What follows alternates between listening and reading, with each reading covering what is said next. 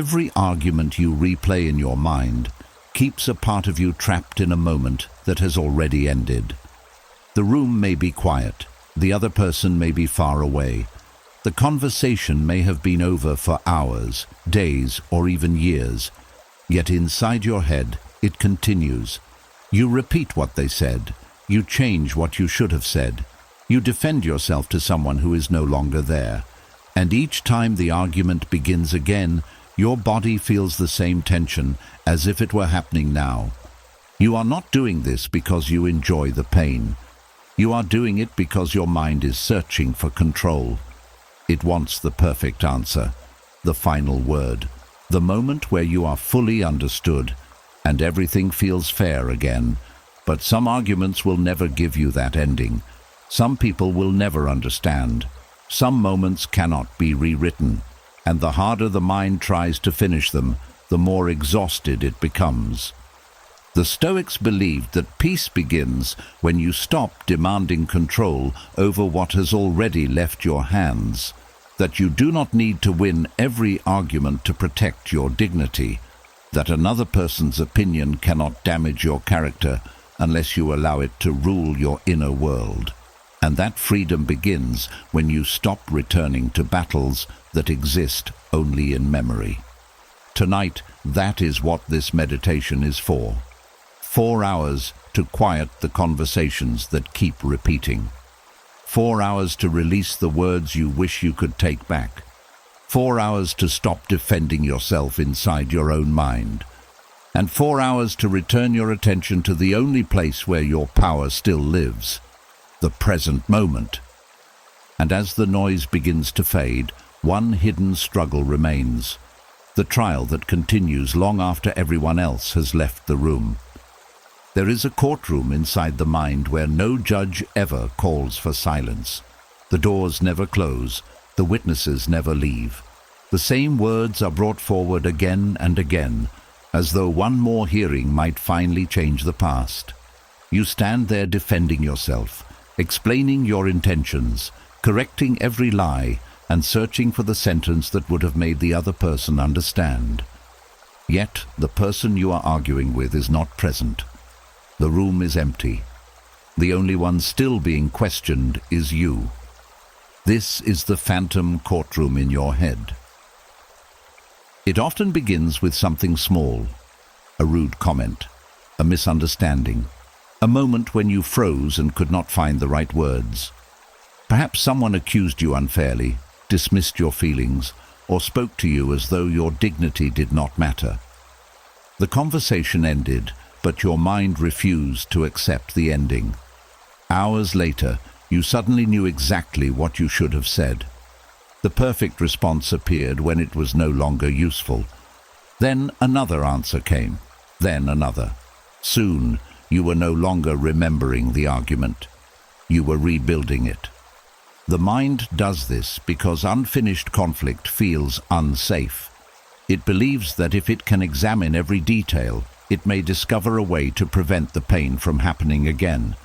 It studies the other person's tone. It searches for hidden meanings. It creates better replies and stronger defenses. This can feel like problem solving, but most of the time, nothing new is being solved. The mind is simply walking through the same room while hoping to find a door that was never there. Stoic wisdom begins by asking a simple question: what is still within your control? The argument itself is over. You cannot return to that exact moment. You cannot force another person to understand what they refuse to hear. You cannot reach into their mind and replace their judgment with a fairer one. You cannot make them regret their words. You cannot guarantee that they will ever see you clearly. These things belong outside your control. What remains within your control is the meaning you continue to give the event. This does not mean pretending that the argument did not hurt. It does not mean excusing disrespect or silencing yourself when a real boundary must be set. It means recognizing the difference between responding to a present problem and repeatedly suffering through an absent one. A boundary can be spoken once. A decision can be made once. Distance can be chosen once, but mental prosecution can continue every night, long after the practical action has already been taken. In the phantom courtroom, you may secretly be trying to prove that you were a good person. You may be calling evidence to show that your intentions were pure, your reaction was reasonable, or your anger was justified. Beneath the rehearsed argument is often a deeper fear. What if their version of me becomes the truth? But another person's opinion does not become your identity simply because they believe it strongly. Marcus Aurelius reminded himself that the quality of his life depended on the quality of his thoughts. He understood that people would misunderstand, insult, judge, and disappoint him. His protection was not to control every voice around him. His protection was to refuse to hand those voices permanent authority inside his own mind. You do not need to hold a private trial every night to prove your character. Character is not decided by the loudest accusation. It is revealed by the choices you make when no one is watching. If you acted wrongly, you can admit it, repair what is possible, and learn. If you acted with honesty and restraint, then endless self-defense adds nothing to your integrity. In both cases, the courtroom can close. The mind may resist this because it wants a verdict. It wants someone to declare that you were right and the other person was wrong. It wants fairness to arrive in a clear and satisfying form. Yet life rarely offers such clean endings. Sometimes both people carry pain. Sometimes one person refuses responsibility. Sometimes the truth remains divided between different memories. Sometimes no apology comes. The Stoic path is not to wait for a perfect verdict before allowing yourself peace. Peace comes when you understand that closure is often a decision, not a gift. You decide that the event has taught you enough. You decide that no new evidence is appearing. You decide that rehearsing another speech will not restore your energy. You decide that your future deserves more attention than a conversation that cannot be changed. Notice what happens in your body when the courtroom opens. Your jaw tightens. Your breathing becomes shallow. Your shoulders rise. Your heart reacts to remembered words as though they are being spoken again. The body does not always understand the difference between a present threat and a vivid mental replay. Each rehearsal sends the same message. The danger is still here. A gentle way to interrupt this is to name what is happening. Say quietly, "The argument is over, but my mind is continuing it." This sentence creates distance. It reminds you that the thought is an event in the mind, not a command that must be followed. You are no longer standing helplessly inside the courtroom. You are observing it from the doorway. Then ask, is there a useful action I need to take? Perhaps you need to apologize. Perhaps you need to write down a boundary. Perhaps you need to stop contacting someone who repeatedly harms your peace. Perhaps you need to prepare for a real conversation tomorrow. If there is a clear action, choose it calmly. Give it a time and a purpose. But if there is no action, only another imaginary speech, then recognize that the mind is not preparing you. It is exhausting you. You may also notice that your imaginary arguments often become more dramatic than the original event. In your head, the other person says exactly what would hurt most, and you answer with perfect confidence. You defeat every accusation. You finally leave them speechless. This fantasy may give a brief feeling of power, but it keeps your emotional life tied to their reaction. Even in victory, they remain the center of the scene. Real freedom begins when you no longer need to defeat them in order to feel whole. The strongest response may never be spoken. It may be the quiet refusal to continue carrying someone else's confusion. It may be sleeping peacefully without correcting them. It may be building a life so grounded in your principles that their opinion becomes smaller with time. Tonight, let the witnesses leave. Let the evidence rest. Let the imagined judge step down. You have spent enough energy trying to change a moment that has already passed. Take the lesson, keep your dignity, and release the trial. The courtroom was built by the mind, which means the mind can also close it. The courtroom may close, but the mind often remains at the door, waiting for someone to return with the answer it never received. It waits for an apology. It waits for understanding. It waits for proof that the pain mattered. And without that final confirmation, part of you may feel unable to leave. Some wounds remain active, not because the event is still happening, but because the mind believes a verdict is still possible. It keeps returning to the conflict, as though one final thought might reveal who was right, who was wrong, and what the whole experience truly meant. Beneath this search is a powerful human need, the need for certainty. Uncertainty is uncomfortable because it leaves several truths competing inside you. Perhaps you know you were treated unfairly, yet you still wonder whether you overreacted. Perhaps the other person hurt you, but they spoke with such confidence that you began questioning your own memory. Perhaps you left the conversation knowing something was wrong, but you could not explain exactly what it was. The mind dislikes these unfinished spaces. It wants a clear conclusion it can hold. So it begins gathering evidence. It reviews the words that were spoken. It remembers facial expressions, pauses, and changes in tone. It compares what happened with earlier conversations.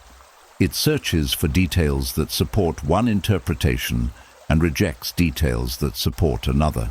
The process can continue for days because the mind is not only trying to understand the argument, it is trying to recover a sense of stability. A verdict seems to promise relief. If you could prove that you were right, perhaps the confusion would disappear. If the other person admitted what they did, perhaps your pain would finally feel valid. If everyone knew the full story, perhaps your reputation would feel safe again. But this kind of peace depends on conditions you may never receive. The person who hurt you may never admit it. They may remember the event differently. They may protect their pride by rewriting what happened. They may understand the damage and still refuse to acknowledge it. Some people avoid responsibility not because the truth is unclear, but because accepting it would force them to face parts of themselves they have spent years escaping. Your mind may continue waiting because it assumes that truth naturally leads to confession. Yet people do not always choose truth when truth threatens their self-image. This is one reason certain conflicts feel impossible to finish. You are searching for honesty from someone whose emotional survival may depend on denial. You are waiting for fairness from someone who benefits from confusion. You are asking for a clear verdict from a person who keeps changing the rules of the trial. The Stoics warned against making inner peace dependent on another person's wisdom. Epictetus taught that suffering grows when we demand that events happen according to our wishes rather than learning to respond to events as they are. Applied to conflict, this means accepting a painful fact. The person who created the confusion may not be capable of resolving it for you. That acceptance can feel deeply unfair. You may think, why should I be the one who must find peace when they caused the damage? But releasing the search for their verdict is not a reward for them. It is an act of protection for you. It prevents their lack of awareness from becoming a permanent condition inside your life. There is also a hidden reason the mind seeks judgment. It wants permission to feel what it already feels. You may be waiting for someone to confirm that your anger is justified, your disappointment is reasonable, or your decision to step away is acceptable. Without that confirmation, you may fear that you are being cruel, dramatic, selfish, or too sensitive. This fear often appears in people who were taught to doubt their own emotional signals. Perhaps growing up, your feelings were dismissed. When you said something hurt, you were told to stop complaining. When you noticed unfairness, you were accused of causing trouble. When you tried to protect yourself, you were told to be polite, forgiving, or quiet.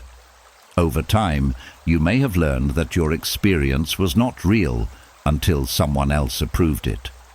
Then, during conflict, the old pattern returns. You do not simply ask, "What happened?" You ask, "Am I allowed to believe what happened?" The Stoic answer is not to trust every emotion without examination.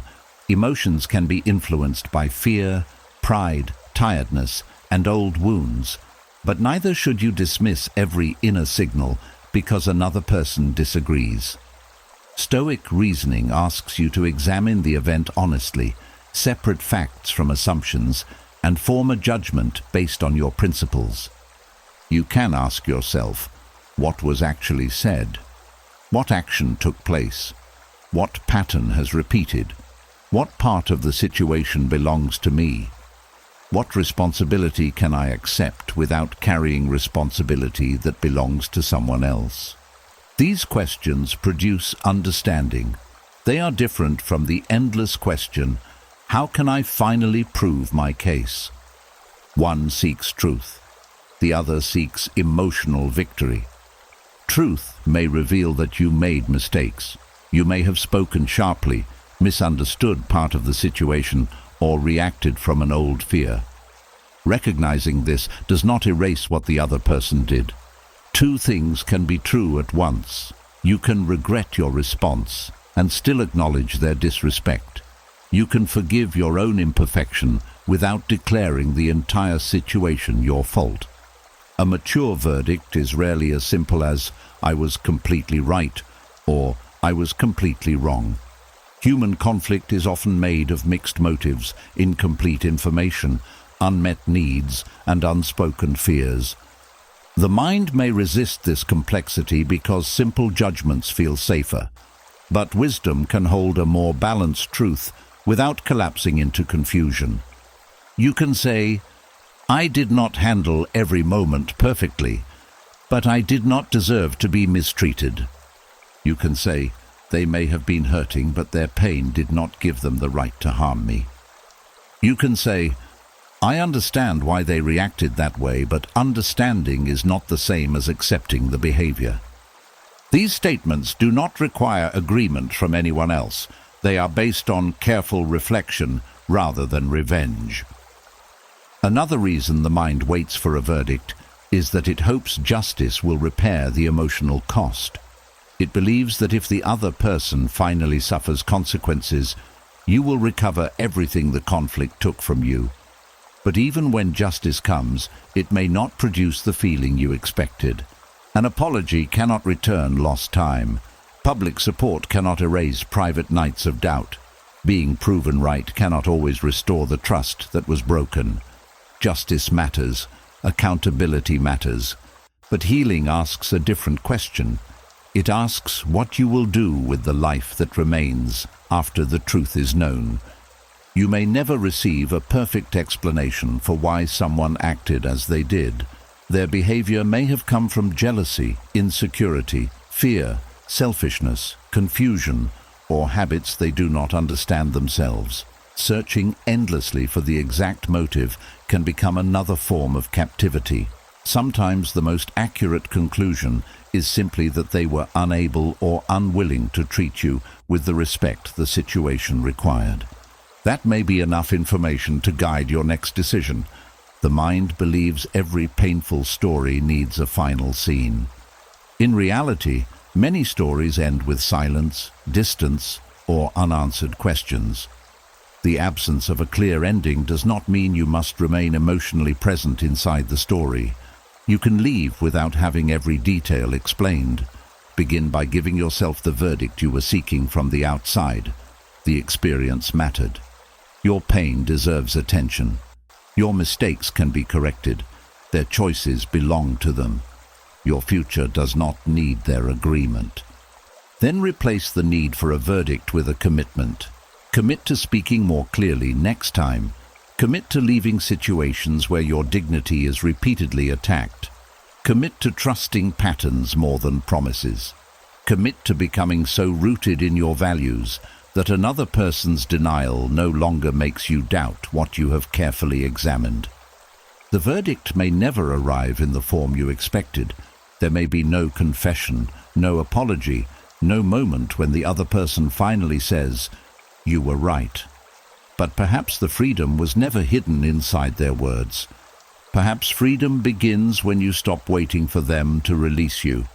And once you stop waiting for someone else to deliver the verdict, another temptation appears, the urge to say one final thing, one final correction, one final sentence that will prove you were never weak, never confused, and never defeated.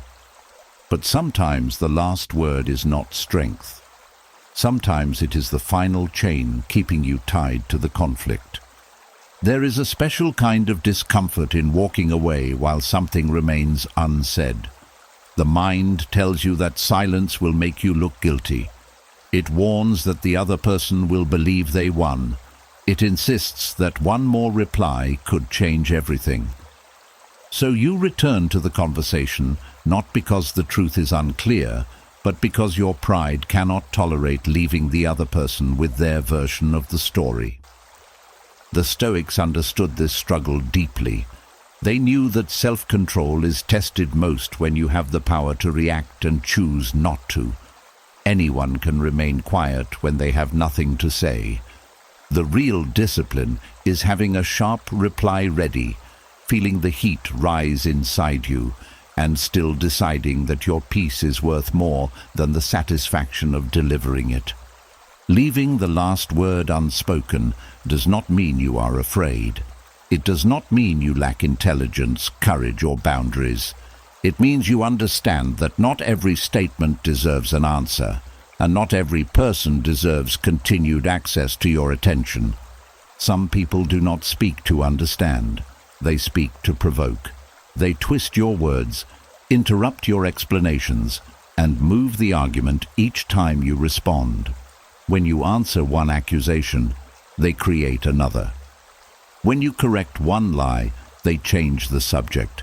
When you remain calm, they call you cold. When you show emotion, they call you unstable. Their goal is not resolution. Their goal is to keep you reacting. In such moments, continuing the conversation does not bring clarity. It feeds the pattern. The need for the last word often comes from the belief that silence allows falsehood to become truth. But truth does not always need immediate defense. A false statement does not gain moral power simply because it was spoken last. Another person may walk away feeling certain, but their certainty does not change reality. Your character is not decided by who spoke last. It is decided by whether your actions remain aligned with your principles after the conversation ends.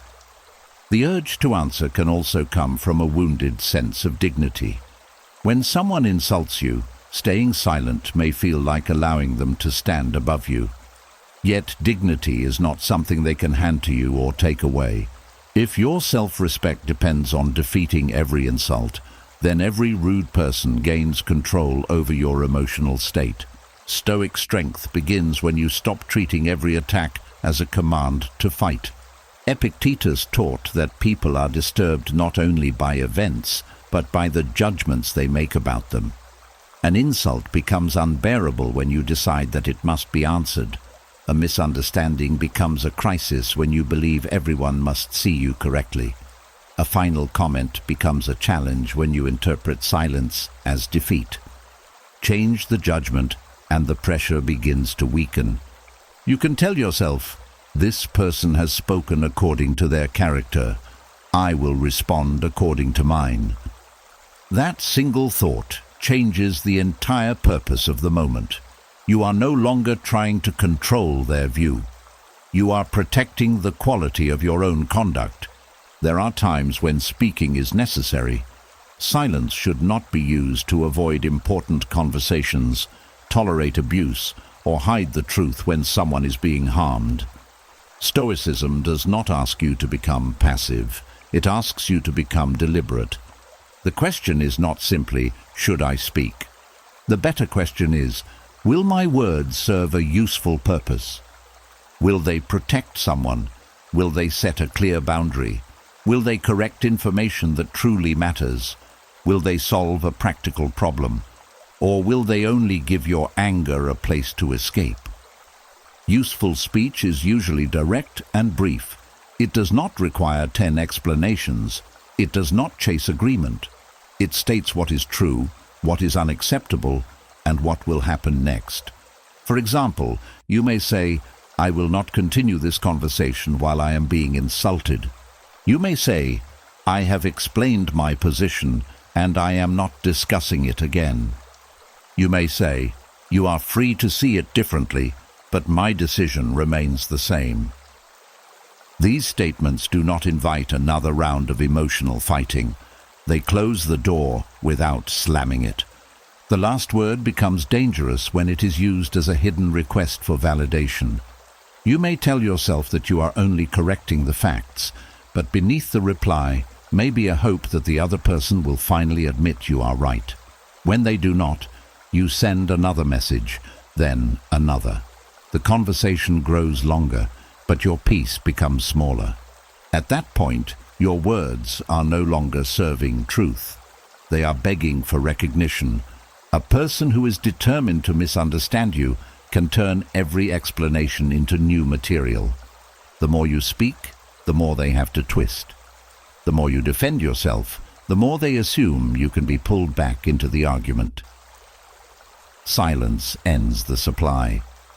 This is why restraint can feel so powerful. It removes the reward of your reaction. The other person may continue speaking for a while. They may become louder because your calmness no longer gives them the emotional response they expected. They may accuse you of avoiding the issue. They may send more messages, hoping one of them will pull you back into the fight. Your task is not to make your silence understood. Your task is to remain faithful to the reason you chose it. You may feel anxious after walking away. Your mind may create scenes of what they are saying about you. You may fear that friends, family, or co-workers will hear only their side. This is where Stoic discipline moves beyond silence and becomes trust in time. People who know your character will not usually judge your entire life by one person's angry story. Those who are eager to believe the worst without speaking to you were never reliable judges of your character.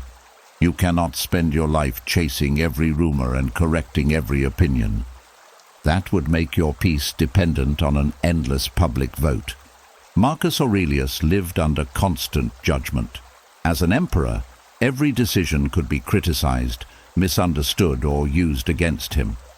Yet he repeatedly reminded himself not to become like the people who acted badly toward him. This is one of the strongest Stoic principles. Do not allow another person's lack of discipline to destroy your own. If they are cruel, you do not need to become crueler. If they are dishonest, you do not need to become obsessed with exposing them in every room.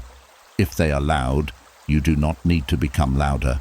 Your victory is not becoming a reflection of the behavior you dislike.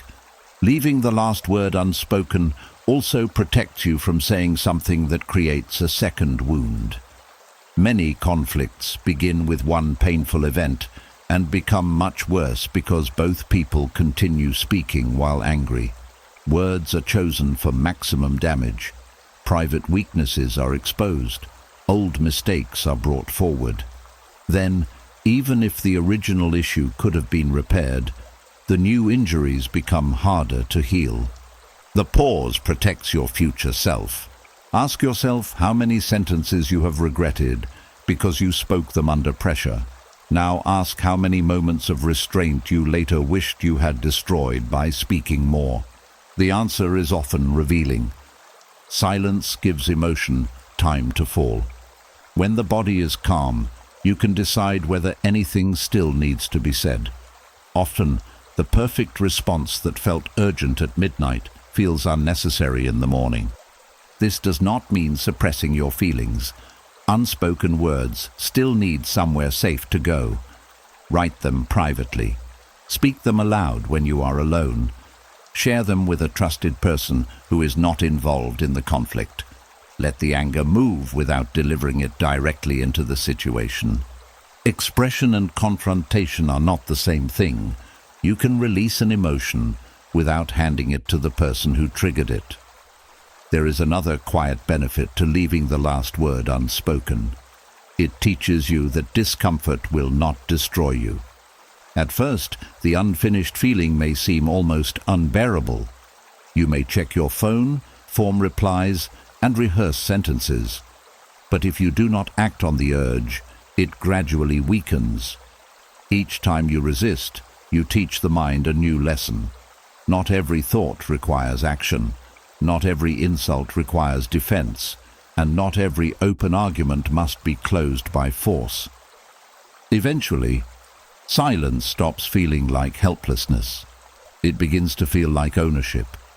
You own your time, you own your attention, you own the right to decide which conversations deserve your energy. The other person may keep the final sentence, but you keep your inner balance. And in the long course of a life, that is the stronger position. There will always be someone willing to speak after you, someone who adds one more insult, one more accusation, or one more attempt to reopen the wound. You cannot control when they stop, but you can decide when you are finished. That is the Stoic discipline, not proving that you can say more, but knowing when nothing more needs to be said. And when you finally choose not to speak the last word aloud, the mind may try to speak it in secret. The conversation ends outside you, but continues inside. You answer questions no one is asking. You defend yourself before an invisible audience. You return to the same painful moment, hoping that this time the ending will feel different. Yet each return quietly makes the wound fresh again. An imaginary conversation can seem harmless at first. It may begin while you are washing dishes, driving home, lying in bed, or standing under the shower. A memory appears, and within seconds you are no longer in the present. You are back in the argument. The other person says the same hurtful thing, but now you are ready. Your voice is calm. Your answer is perfect. You explain everything they failed to understand. You expose every contradiction. You finally make them see the truth. For a brief moment, this can feel satisfying.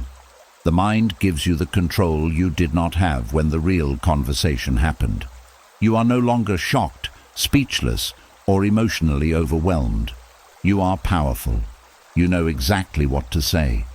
But the relief does not last. The scene begins again because the mind did not receive what it truly wanted. It did not want only a better response. It wanted the past to change. It wanted the other person to become more reasonable. It wanted the pain to lose its meaning. Since an imaginary conversation cannot produce these things, the mind repeats it, believing that a more perfect version may finally create peace. Instead, the repetition becomes emotional self-punishment. You may not recognize it as punishment because it feels like preparation, reflection, or self-protection. But look closely at what happens. Each time you replay the conversation, you hear the insult again. You feel the rejection again. You face the unfairness again. The other person may have hurt you once, but the mind continues delivering the injury long after they are gone. This does not mean you are choosing pain on purpose. The mind often repeats painful scenes because it believes repetition will lead to mastery. It is trying to protect you from being caught unprepared again. It thinks, if I study this moment carefully enough, I will never feel powerless like that again. But there is a difference between learning from an experience and living inside it. Learning has an end. You notice what happened, understand what you can improve, and carry the lesson forward. Rehearsal without purpose has no end. It circles the same details without creating a new decision. It produces more emotion but not more wisdom. The Stoics taught that the mind must learn to distinguish between an event and the judgment placed upon it. The event may have lasted 5 minutes. The judgment can keep it alive for 5 years. Perhaps someone ignored you during an important conversation. That is the event. The mind may then say, "They ignored me because I do not matter. I should have forced them to listen. I will always be treated this way." Now the pain is no longer limited to one moment. It has become a statement about your value and your future. Imaginary conversations often grow from these judgments. You are not only speaking to the person, you are trying to argue against the painful meaning you attach to what happened. You may rehearse a speech proving that you are intelligent because their words made you feel foolish. You may picture yourself rejecting them because their rejection made you feel unwanted. You may create a scene in which they regret losing you because part of you still fears that you were easy to leave. The conversation is imaginary, but the wound beneath it is real. This is why simply telling yourself to stop thinking about it may not work. The mind returns because something deeper has not been addressed. You must ask what you are trying to receive from the imagined exchange. Are you looking for an apology? Are you trying to feel respected? Are you hoping to prove that you were not weak? Are you waiting for them to admit that they were wrong? Are you trying to rescue the version of yourself who felt helpless in that moment? Once you identify the real need, you can begin meeting it in a healthier way. Suppose you keep imagining the other person apologizing. The deeper need may be acknowledgement. You want someone to confirm that what happened was painful and unfair. Instead of waiting for an imaginary apology, acknowledge the experience honestly yourself. Say, "That hurt me. I did not deserve the way I was treated. I can accept that without needing them to say it." This does not replace accountability when accountability is possible. It simply prevents your healing from depending entirely on someone who may never offer it. Suppose you repeatedly picture yourself giving a powerful speech. The deeper need may be restored dignity. Ask whether dignity truly comes from defeating them in a mental performance, or does it come from how you live now? Dignity may be found in refusing to chase them. It may be found in keeping a promise to yourself. It may be found in setting a boundary you once feared to set. It may be found in becoming calmer, wiser, and less available to disrespect. The mind often chooses imaginary victory because real growth is slower. In fantasy, you can silence the other person in seconds. In life, rebuilding confidence may require daily choices, yet only the daily choices change you. There is also a hidden cruelty in the way imagined conversations are written. The mind often gives the other person the most painful lines possible. It predicts what they might say, then reacts as though they truly said it. You may spend an hour feeling wounded by a conversation that never happened.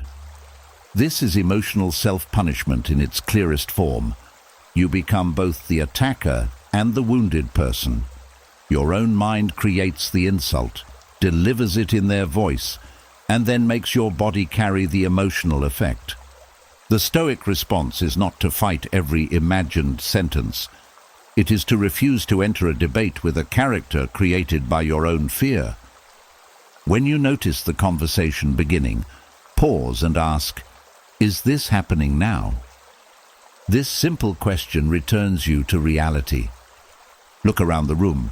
Notice the light, the temperature, and the sounds near you. Feel your feet against the floor.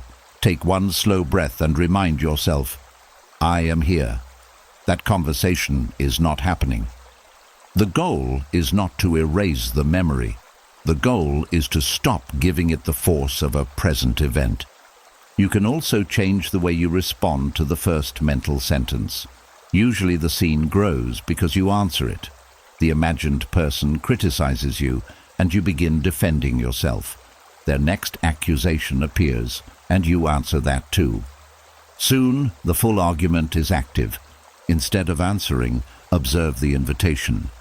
You may say, "My mind is offering me another argument." Not, "I am arguing." Not, "They are attacking me again." My mind is offering me another argument. This language creates separation.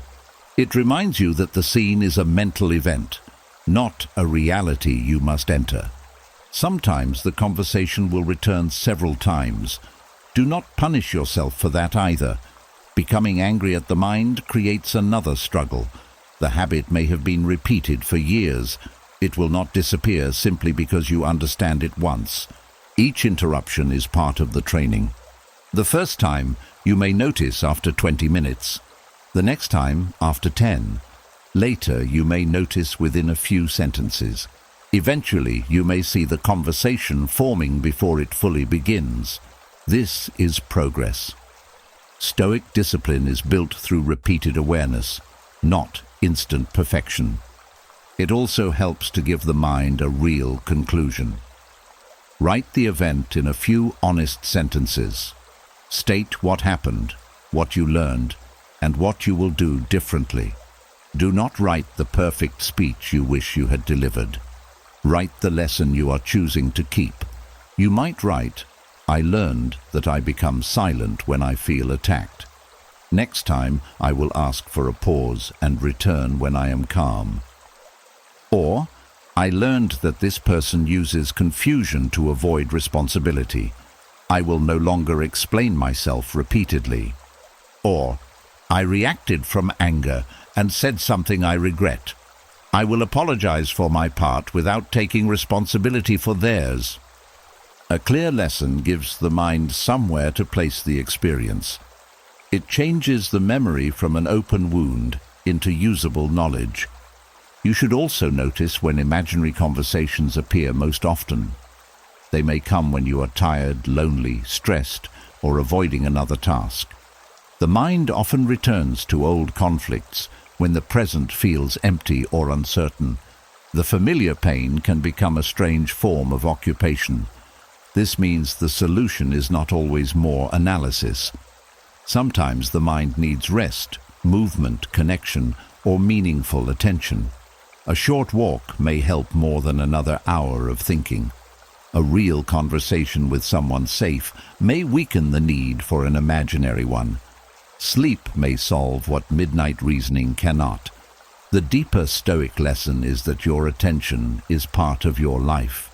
Whatever repeatedly receives your attention also receives your time, energy, and emotional strength. When you spend an evening inside an imaginary argument, the past is not merely remembered. It is being funded with another piece of your present. This is why releasing the conversation is not avoidance. It is a decision about where your life should go. The other person has already received enough of your time. The argument has already taken enough of your peace. The moment has already taught what it can teach. You do not need to keep injuring yourself to prove that the injury mattered. Let the unsaid words remain unsaid. Let the imaginary audience disappear. Let the person in your mind leave the room without finally agreeing with you. Their agreement is not required for your healing. The conversation may have ended without justice, understanding, or the response you deserved. But you can still refuse to become the place where it lives forever. The imaginary conversation begins to lose its grip when you stop answering the person inside your mind. But another attachment may remain beneath the silence. The need to control what they think of you after the story ends. Some pain does not come from what happened. It comes from knowing that another person may remember what happened in a way that feels unfair. They may see you as cold when you were overwhelmed. They may call you selfish when you were protecting yourself. They may describe you as difficult because you finally stopped accepting poor treatment. And even after you leave the situation, a part of your mind may continue trying to enter their memory and correct the picture they hold. This desire can be difficult to notice because it often disguises itself as a desire for truth. You may tell yourself that you only want the facts to be understood. You may believe that one final explanation would clear everything up. But beneath that wish is often a deeper fear. If they remember me wrongly, Perhaps their version will become more powerful than mine. The mind wants to manage how it exists inside other people. It wants to be remembered as kind, intelligent, loyal, reasonable, or innocent. It fears being reduced to one mistake, one emotional reaction, or one moment taken out of context. This fear becomes stronger when the other person matters to you, or when their opinion once shaped the way you saw yourself. You may spend hours thinking about what they are saying to others. You may picture them telling the story without mentioning what led to your reaction. You may worry that people will hear only the worst version of you. You begin rehearsing explanations for conversations that may never happen. You prepare evidence against accusations that may never be made. Without realizing it, you build your emotional life around an audience that may not even be watching. The Stoics would remind you that another person's memory belongs to them. You can influence it through your conduct, but you cannot own it. You cannot decide which details they keep, which emotions they attach to them, or how they explain the event years later. Their memory will pass through their pride, fears, loyalties, wounds, and personal beliefs. It will not remain a perfect recording of reality. Two people can leave the same conversation carrying entirely different stories. One may remember your raised voice, the other may remember the hours of pressure that came before it. One may remember your decision to leave, the other may remember every warning that was ignored. Memory is not a courtroom camera, it is shaped by meaning. This is why trying to control another person's memory can become endless work. Even when you explain yourself clearly, they may still prefer the version that protects them. If admitting your truth would require them to face their own behavior, they may hold more tightly to a story in which you are the problem. You cannot reason someone out of a story they need in order to avoid responsibility. That truth can feel painful, especially when you know you were misunderstood. But accepting it does not mean agreeing with their version. It means refusing to make their understanding the price of your peace. The desire to control how you are remembered may also come from an old habit of proving your goodness. Perhaps you learned early that love depended on being agreeable. You were praised when you were quiet, helpful, easy, and forgiving. When you disappointed someone, you felt responsible not only for your behavior, but also for their entire opinion of you. You may have become skilled at managing impressions. You explained your intentions carefully. You softened your boundaries so no one would call you cruel. You apologized even when you were only partly responsible. You tried to leave every relationship with the other person still believing you were good. But a life built around being remembered kindly can slowly become a life in which you betray yourself politely. There will be times when doing what is right causes someone to think badly of you. Refusing a demand may make you seem selfish. Telling the truth may make you seem disloyal. Leaving a harmful situation may make you seem heartless to the person who benefited from your silence. Choosing peace may disappoint those who expected permanent access to you. The Stoic question is not, how can I make everyone remember me well? It is, did I act according to reason, courage, justice, and self-respect? This shifts your attention from reputation to character. Reputation lives in other people's minds. Character lives in your repeated choices. Reputation can change through gossip, misunderstanding, jealousy, or one incomplete story. Character is built through what you do when praise is absent and criticism is loud. Marcus Aurelius held one of the most visible positions in the ancient world. He knew that people would judge his decisions without understanding the full burden behind them. He could not control every opinion circulating through the empire.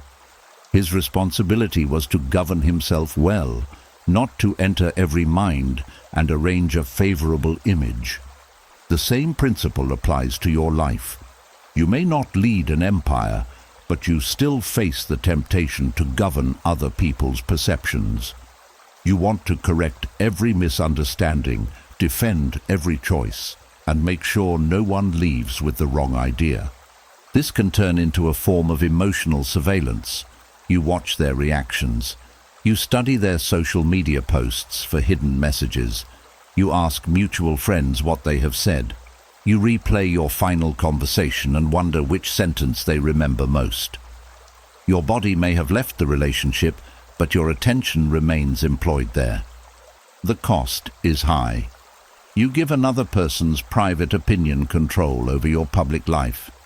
You hesitate to move forward because you are still trying to edit a story taking place in a mind you cannot access. Freedom begins when you allow people to remember you incompletely. They will not know every reason. They will not see every silent effort. They will not understand every battle you fought before making your decision. Some will remember the day you changed, but forget the years that forced the change. Some will remember your boundary, but not the behavior that made it necessary. You may never be able to correct that. This does not mean you should become careless about your actions. Stoicism requires honest self-examination.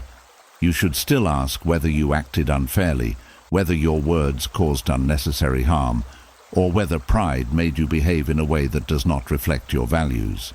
If you owe an apology, offer one. If a misunderstanding can be cleared through one calm conversation, speak clearly. But after you have taken responsibility for what truly belongs to you, stop carrying responsibility for the story another person chooses to keep. There is a difference between correcting an error and chasing control. Correction says, "This is what happened from my point of view." Control says, "You must now see me the way I want to be seen." Correction speaks once and allows freedom. Control keeps explaining until agreement appears. You can tell the truth without demanding that it be accepted. You can clarify your intentions without forcing someone to believe them.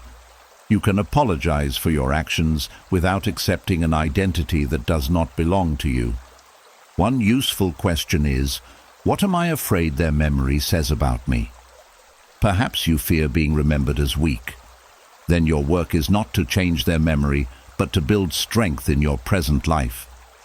Perhaps you fear being remembered as unlovable.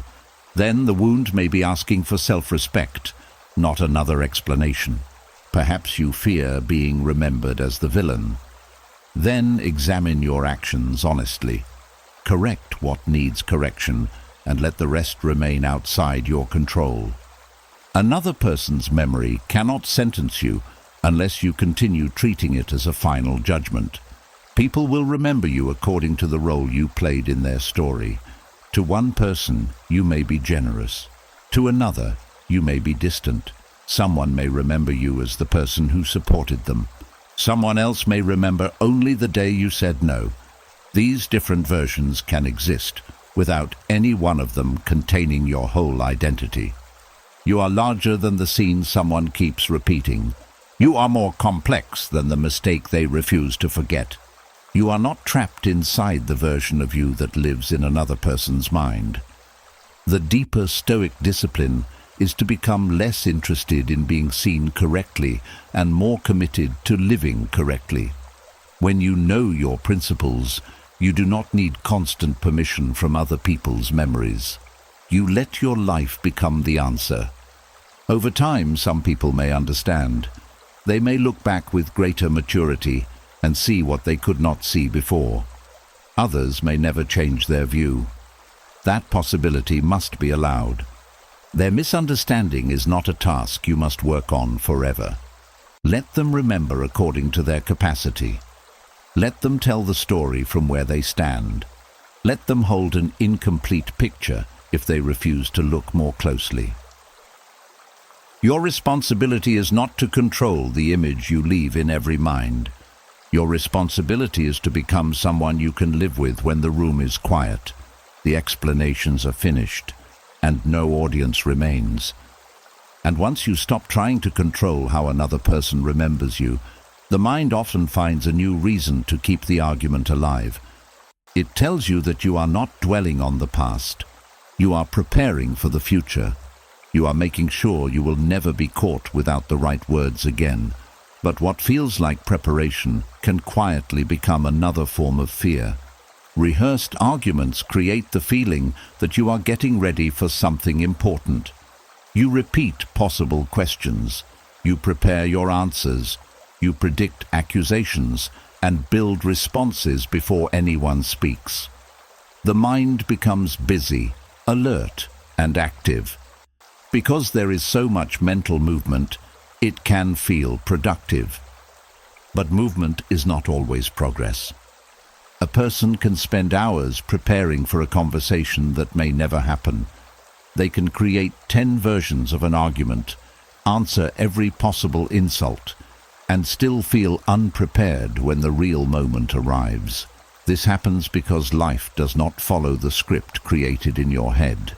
The other person may say something completely different. Their tone may surprise you. They may refuse to listen. They may remain calm when you expected anger, or become angry when you expected reason. Mental rehearsal promises control over an event that is still uncertain. The mind likes this promise because uncertainty feels dangerous. It wants to know what will happen, what will be said, and how you will respond. When it cannot know, it begins creating possibilities. It tells itself that if every possible conflict is studied in advance, nothing can hurt as much as before. But this is not true preparation. It is an attempt to remove all uncertainty from human interaction. No amount of rehearsal can guarantee that another person will respond fairly. No perfect sentence can force them to understand. No mental script can protect you from every uncomfortable emotion. The future remains partly outside your control, no matter how many arguments you practice alone. The Stoics did not prepare for life by predicting every word other people might say. They prepared by strengthening the qualities they wanted to carry into any situation. They developed patience so they could remain steady when provoked. They developed courage so they could speak when necessary. They developed restraint so they could stop before anger took control.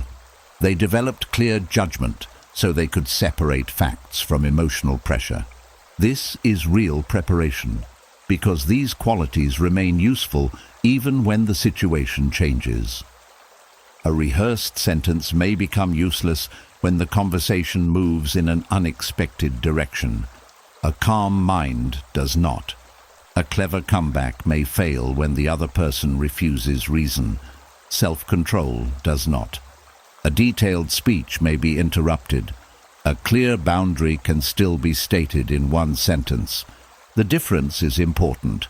Rehearsal tries to control the scene. Stoic preparation strengthens the person entering the scene. You may notice that rehearsed arguments often begin with the words, "Next time." Next time, I will not stay silent. Next time, I will expose the lie. Next time, I will make them regret speaking to me that way. These thoughts can seem empowering, especially if you felt weak during the original conflict. But they often hide a painful belief that the only reason you were hurt was because you did not perform well enough. This places too much responsibility on your response and too little on the other person's behavior. Perhaps you were shocked. Perhaps you needed time to understand what was happening. Perhaps your body froze because the conflict felt unsafe. Perhaps you could not form the perfect reply because human beings do not always think clearly under pressure. That does not mean you failed. Sometimes the mind rehearses because it is ashamed of how it reacted. It wants to replace the real version of you, the one who was confused, emotional, silent, or afraid, with a stronger version who says everything perfectly. But healing does not come from rejecting the person you were in that moment. It comes from understanding them. You can say, "I did the best I could with the awareness and emotional strength I had then." You can also say, "I want to respond differently in the future." Both can be true. Compassion for your past self does not prevent growth. In fact, it creates a safer place from which growth becomes possible. When preparation becomes healthy, it is simple and practical. You identify the main issue. You decide what you need to communicate. You choose a boundary. You think about what action you will take if the conversation becomes disrespectful. Then you stop. Unhealthy rehearsal continues beyond usefulness. It invents new attacks and new defenses. It creates arguments with different endings. It makes the other person harsher in each version, so you can practice becoming stronger. But the body experiences these imagined scenes as repeated stress. You may sit in a quiet room while your heart rate rises. Your muscles tighten. Your breathing changes. You become angry at someone who is not there. The conversation has not begun, yet your nervous system is already exhausted by it. Then, when the real interaction arrives, you may enter it carrying the tension of 20 imaginary ones. Instead of being prepared, you are already worn down. Rehearsal can also make you listen poorly. When the other person speaks, you are not fully hearing them. You are waiting for the sentence that matches the answer you prepared. You may respond to what you expected rather than what was actually said. This can turn a manageable disagreement into a larger conflict. You may assume an attack before it comes. You may become defensive too early. You may use a strong response against a mild question because you have spent hours preparing for hostility. The imagined conversation begins shaping the real one. This is one of the hidden dangers of over-rehearsal. It does not only predict conflict, it can help create it. The Stoic approach is to enter the moment with principles, not predictions. You can decide in advance, I will not insult. You can decide, I will ask for clarity before I assume intention. You can decide, if the conversation becomes abusive, I will leave. You can decide, I do not need immediate agreement. These decisions prepare your conduct without pretending to know the entire future. A useful question is, what am I truly afraid will happen? Perhaps you fear becoming speechless again. Then prepare one simple phrase. I need time to think before I respond. Perhaps you fear being pressured into agreeing. Then prepare. I am not making a decision right now. Perhaps you fear losing your temper. Then decide that you will pause the discussion when you notice your body becoming tense. This is enough. You do not need a speech for every possibility. Real confidence is not knowing exactly what you will say in every moment. It is trusting that you can pause, think, and choose when the moment arrives. The mind may resist this because trust feels less certain than a script. A script creates the illusion that everything has already been solved, but confidence develops by facing uncertainty without abandoning your values. You learn that you can survive being surprised. You learn that silence for a few seconds is not weakness. You learn that you can say, I do not know how to answer that yet. You learn that you can leave and return later. You learn that not every challenge requires an immediate performance. This is a much deeper form of strength than delivering a perfect reply.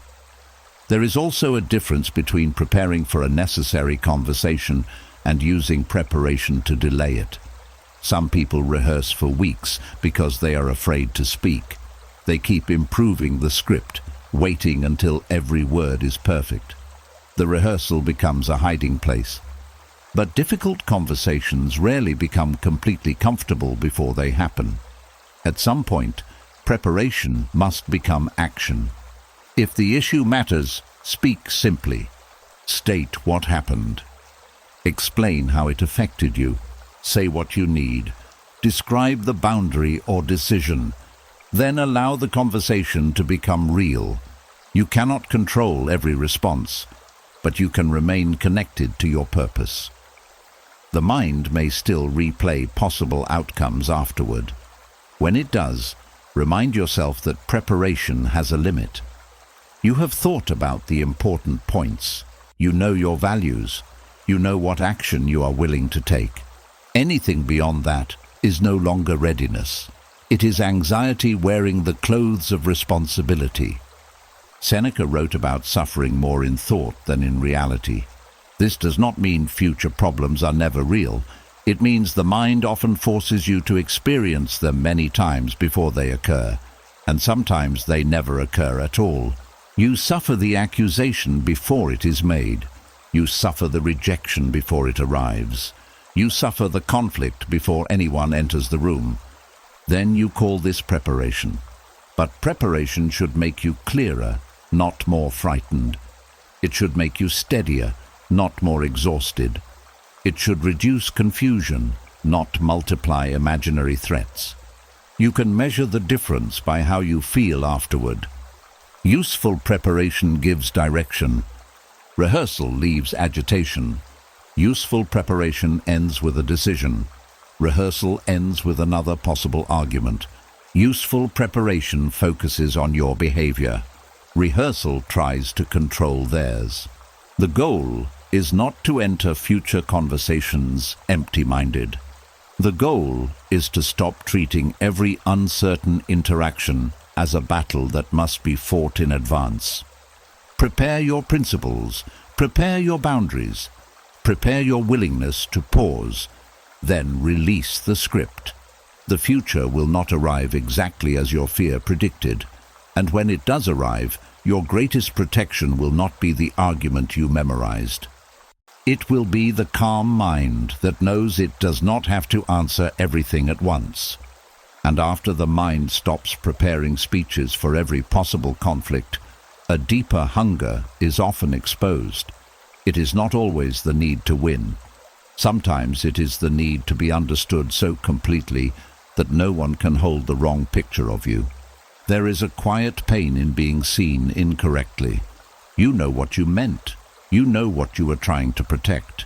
You know the full story behind your reaction. Yet another person may reduce all of that to one sentence, one mistake, or one emotional moment. They may call you selfish when you were exhausted. They may call you cold when you were trying not to break down. They may call you difficult because you finally refused to keep saying yes. The ego finds this almost unbearable. It does not simply want to know the truth about itself. It wants the other person to know it too. It wants to enter their mind, remove every false idea, and replace it with the exact explanation that feels fair. It believes peace will arrive when the other person finally says, "Now I understand why you did that." But this moment often does not come.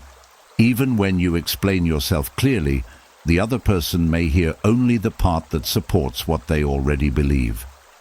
They may ignore your intention and focus only on the effect. They may protect their pride by refusing your explanation. They may understand perfectly and still pretend not to, because misunderstanding gives them power. The ego does not easily accept this. It keeps trying.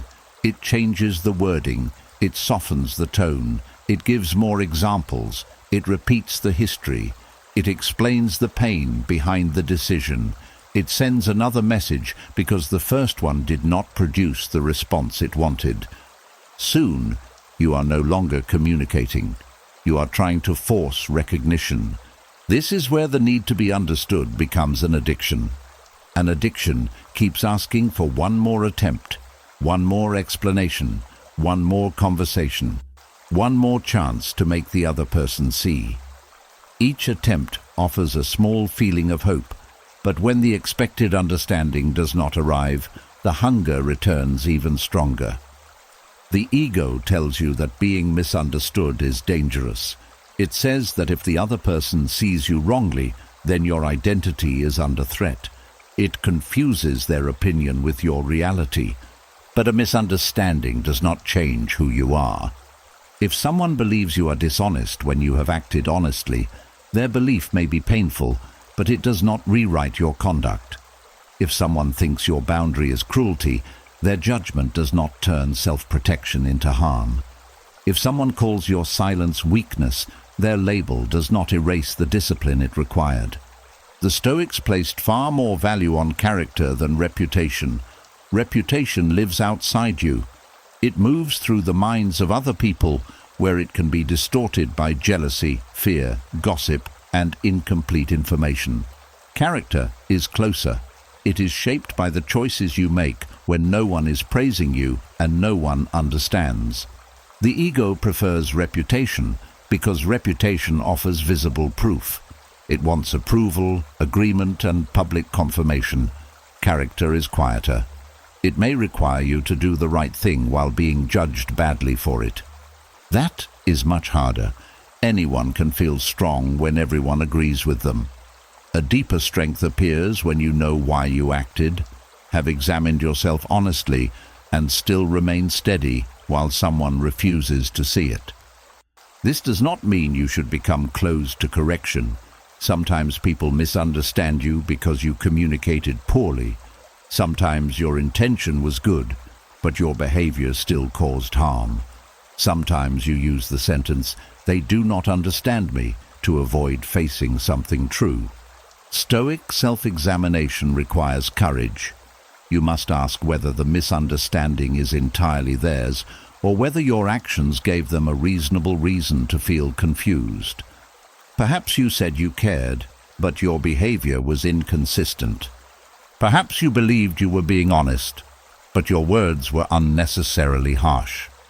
Perhaps you were protecting a boundary, but you waited until resentment turned it into an explosion. Being willing to see your part is not weakness. It protects you from turning self-respect into stubbornness. But after honest examination, there comes a point where more explanation adds nothing. You may have clarified your intention. You may have apologized for the part that caused harm. You may have answered reasonable questions. If the other person still insists on a version that denies everything you have said, the problem may no longer be a lack of information. It may be a lack of willingness. You cannot make someone understand what they are committed to misunderstanding. This is especially true when misunderstanding serves a purpose. If they see you as selfish, they do not have to consider how much they demanded from you. If they see you as unstable, they do not have to examine how often they provoked you. If they see you as disloyal, they do not have to face the ways they broke trust first. Their version may protect them from responsibility. The ego believes that a perfect explanation can break through every defense. But people do not always reject truth because it was explained badly.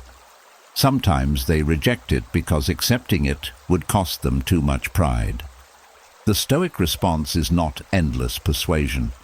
It is the discipline of knowing when understanding is no longer available. This can feel like grief. You may not only be losing the argument, you may be losing the hope that this person will ever truly see you. Perhaps they are a parent, partner, friend, sibling, or colleague whose understanding mattered deeply. Part of you may have spent years waiting for them to recognize your intentions, your effort, or your pain. Letting go of that hope can hurt more than the conflict itself. Yet there is freedom inside that grief. You stop building every sentence around their approval. You stop explaining ordinary choices as though you are standing before a judge. You stop editing yourself so carefully that your real voice disappears. You stop asking a person who has repeatedly misread you to become the final authority on who you are. The need to be understood correctly is often connected to childhood. A child depends on adults to name reality. If a child says, "That hurt me," and the adult says, "No, it did not," the child may begin distrusting their own experience. If the child is blamed for other people's emotions, they may grow into an adult who explains everything in painful detail. They are not only sharing information, they are asking for permission to trust themselves. This may be why misunderstanding feels so intense. It touches an older fear that your inner world is not valid unless another person confirms it. Healing begins when you stop requiring outside approval for every carefully examined truth. You can listen to feedback without surrendering your judgment. You can consider another perspective without treating it as automatically superior to your own. You can admit uncertainty without allowing someone else to define your entire reality. The Stoics did not teach blind confidence. They taught disciplined judgment. You look at the facts, you examine your motives, you correct what is wrong, then you stand by what remains true. This creates a form of inner authority. Inner authority does not shout, "I am always right." It says, "I am willing to question myself, but I will not abandon myself simply because someone is disappointed." That difference matters. The ego's hunger for understanding also appears in the way you explain boundaries. A simple no begins to feel incomplete. You add reasons, history, emotional details, and apologies. You hope the other person will understand so fully that they will not be upset. But a boundary does not become valid only after the other person approves its explanation. Sometimes "I cannot do that" is enough. Sometimes "this situation is no longer healthy for me" is enough. Sometimes "I have made my decision" is enough. Over-explaining can turn a boundary into a negotiation. Each reason becomes something the other person can challenge. They answer your explanation, and you feel pressured to give another one. The discussion continues until your original decision becomes buried beneath the need to be seen as reasonable. The Stoic discipline is to speak clearly without begging for agreement. This may feel uncomfortable because the ego wants to leave every conversation with a clean image. It wants the other person to understand that you are not cruel, selfish, weak, or unreasonable. But the effort to protect your image can make you surrender the decision that was protecting your life. There will be moments when you must choose between being understood and being faithful to yourself. A person may never understand why you left. They may never understand why you stopped answering. They may never understand why the old arrangement became too costly. They may tell the story in a way that makes them feel innocent. You cannot build your future around preventing this. Ask yourself what being understood would actually give you. Would it bring safety? Would it restore the relationship? Would it remove guilt? Would it prove that your pain was real? Then look for the part of that need that can be met without their cooperation. You can create safety through distance. You can release false guilt through honest reflection. You can validate pain without waiting for the person who caused it. You can choose relationships where understanding is mutual rather than constantly demanded. The ego may still protest. It may say, "But they should know the truth." Perhaps they should. But what should happen and what will happen are not always the same. Stoic peace grows when you stop making your emotional stability depend on the distance between those two things. There is dignity in explaining yourself once. There is wisdom in clarifying when clarification can help. There is humility in listening when you may have been wrong. But there is also freedom in recognizing when the conversation has reached its limit. You do not need to remain trapped in someone else's misunderstanding while trying to earn your way out. Let them hold the version they have chosen. Let time reveal what explanations could not. Let your future actions speak where words have failed. The ego wants to be perfectly understood by everyone. The wiser part of you knows that this is impossible. Even people who love you will sometimes misunderstand your silence, your fear, your choices, or your growth. Your task is not to control every interpretation. Your task is to live so honestly that misunderstanding becomes painful, but no longer powerful enough to make you abandon yourself. And once you stop demanding that everyone understand you correctly, another layer becomes visible. The pain is not always caused by the insult alone. Often, the deeper suffering comes from the meaning your mind attaches to it afterward. A single sentence can last only a few seconds, yet the story built around it can remain for years. Someone calls you weak. Someone laughs at your idea. Someone says you are selfish, foolish, difficult, or not good enough. The words enter the moment, strike a sensitive place, and then disappear into silence. But the mind does not always let them end there. It begins adding meaning. They said I am weak, so perhaps I truly am. They laughed at me, so everyone must think I am foolish. They rejected my idea, so I should stop trusting my judgment. They called me selfish, so protecting myself must make me a bad person. This is how an insult becomes larger than the person who delivered it. The original words may have been careless, angry, false, or deliberately cruel. Yet the mind begins treating them as evidence. It places them beside old memories, hidden fears, and earlier moments of rejection. Soon, you are no longer reacting to one comment. You are reacting to an entire history that the comment awakened. The Stoics understood that words do not carry a fixed emotional power by themselves. Much of their power comes from the judgment we place upon them. This does not mean insults are harmless or that disrespect should be accepted. It means the first injury is what someone says, while the second injury is the conclusion you build around it. The first injury comes from outside you. The second may continue inside you long after the speaker has moved on. Suppose someone says, "You never do anything right." The actual statement is simple. One person in one moment made an extreme judgment. Perhaps they were angry.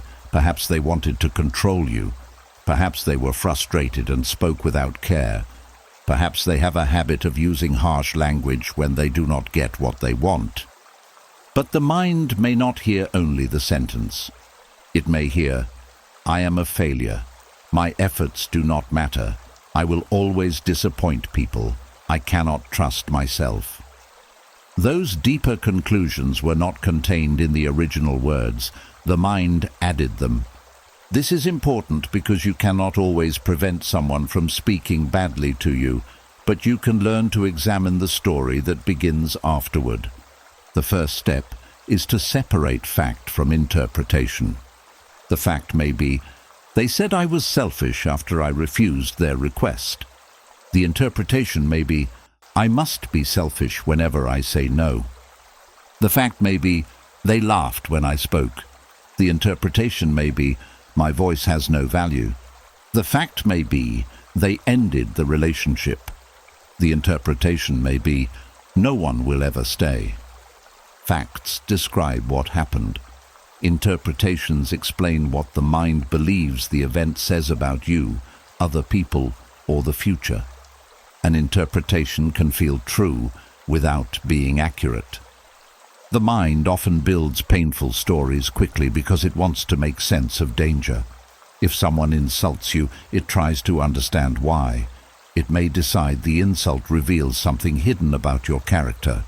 This can feel safer than uncertainty because at least the mind has an explanation. But a painful explanation is not always a truthful one. Sometimes an insult reveals more about the speaker than the person receiving it. A controlling person may call you selfish when you stop obeying. An insecure person may mock your confidence because it reminds them of what they lack. A dishonest person may call you untrustworthy to shift attention away from their own behavior. An emotionally immature person may attack your character because they do not know how to discuss a specific problem calmly. The Stoic response is not to assume that every insult is false. That would be another kind of blindness. The wise response is to examine it without surrendering to it. Ask yourself, is there anything useful here? Perhaps the person spoke badly but touched upon a real weakness. Maybe you were impatient. Maybe you were careless. Maybe you failed to listen. If there is truth inside the criticism, take the truth without taking the poison. You can say, "My behavior needs correction," but the attack on my entire character was not fair. This is a powerful skill. Many people either reject every criticism or absorb all of it. They say, that person is cruel, so nothing they said matters. Or they say, they sounded certain, so everything they said must be true.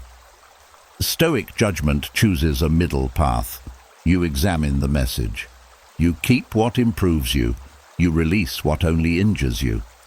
A person may say, you are impossible to talk to. Instead of accepting the identity, ask what specific behavior may have led to the statement. Did you interrupt? Did you become defensive? Did you refuse to consider another view? If so, you can improve that behavior. But I sometimes become defensive is very different from I am impossible. One describes a habit that can change. The other creates a permanent identity. The mind often turns behavior into identity because identity feels complete. You did not simply make a mistake, you become a failure. You did not respond selfishly once, you become selfish. You were not rejected by one person, you become unlovable. These stories feel final, which is why they cause so much pain. Stoicism asks you to resist final judgments about yourself based on temporary moments. Human beings are not single events. You are not one argument, one failure, one poor decision, or one person's opinion. Your character is shaped over time through repeated choices. One criticism may point towards something worth changing, but it cannot contain the whole truth of who you are. The story built around an insult often grows through repetition. You replay the sentence until it begins to sound familiar. Familiar thoughts can feel more believable simply because they have been heard many times. A lie repeated inside the mind can begin to feel like memory. This is why mental language matters. When the insult returns, do not repeat it as a fact. Say, they called me weak, rather than I am weak. Say, they believed I was selfish, rather than I am selfish. Say, they rejected my idea, rather than my ideas are worthless. These small changes create space between what was said and what is true. You are not denying the event. You are placing it in its proper size. Another useful question is, what did I make this insult mean? Perhaps a rude comment became proof that you are not respected. Perhaps criticism became proof that you should never speak confidently again. Perhaps rejection became proof that closeness is unsafe. Perhaps mockery became proof that being visible leads to humiliation. The event may be recent, but the story may be old. An insult often hurts most when it touches something you already feared. If you secretly worry that you are unintelligent, one careless joke about your mistake can feel devastating. If you fear abandonment, one person's distance can feel like proof that everyone eventually leaves. The intensity of your reaction may reveal the wound beneath the words. This does not make you weak. It gives you information. Instead of asking only, why would they say that? Ask, why did this sentence gain so much authority inside me? Perhaps the wound needs reassurance. Perhaps it needs evidence from your real life. Perhaps it needs a new habit of self-respect. Perhaps it needs help from someone trustworthy who can challenge beliefs formed through years of criticism. The goal is not to become so emotionally hard that no insult ever affects you. That would not be peace. It would be numbness. The goal is to feel the sting without turning it into a life sentence. You can acknowledge, that was disrespectful. You can admit, that touched a painful part of me. You can decide, I will examine whether any part is useful. Then you can refuse to build a larger identity around it. The speaker may have intended to make you doubt yourself. Your task is not to prove your strength through an immediate attack. Your task is to prevent their words from becoming your private belief. This is where Stoic power becomes deeply personal. You cannot control the sentence that enters your ears. You can control whether it becomes a permanent voice inside your mind. You cannot always stop someone from judging you carelessly. You can stop repeating their judgment as though it came from wisdom. You cannot erase every insult. You can refuse to make it the foundation of your self-image. Some insults must also be answered through action rather than thought. If a person repeatedly attacks your dignity, distance may be necessary. If the behavior occurs in a workplace, family, or relationship where safety and fairness matter, a clear boundary may need to be set. Separating the insult from the story does not mean remaining where insults continue. It means making your decision from clarity rather than wounded identity. You may say, "Their words do not define me, but their repeated behavior tells me this situation is unhealthy." That is not emotional weakness. It is sound judgment. The Stoics believed that your mind should be guarded like a protected space. Not every opinion deserves entry. Not every accusation deserves a room. Not every angry sentence deserves to become part of your inner language. Before accepting someone's words, consider the source. Would you ask this person for guidance about your character? Do they live with honesty, discipline, and fairness? Do they understand you well enough to judge your whole life? Were they speaking from calm reason or from anger and wounded pride? Why allow a careless person to become a trusted narrator inside your mind?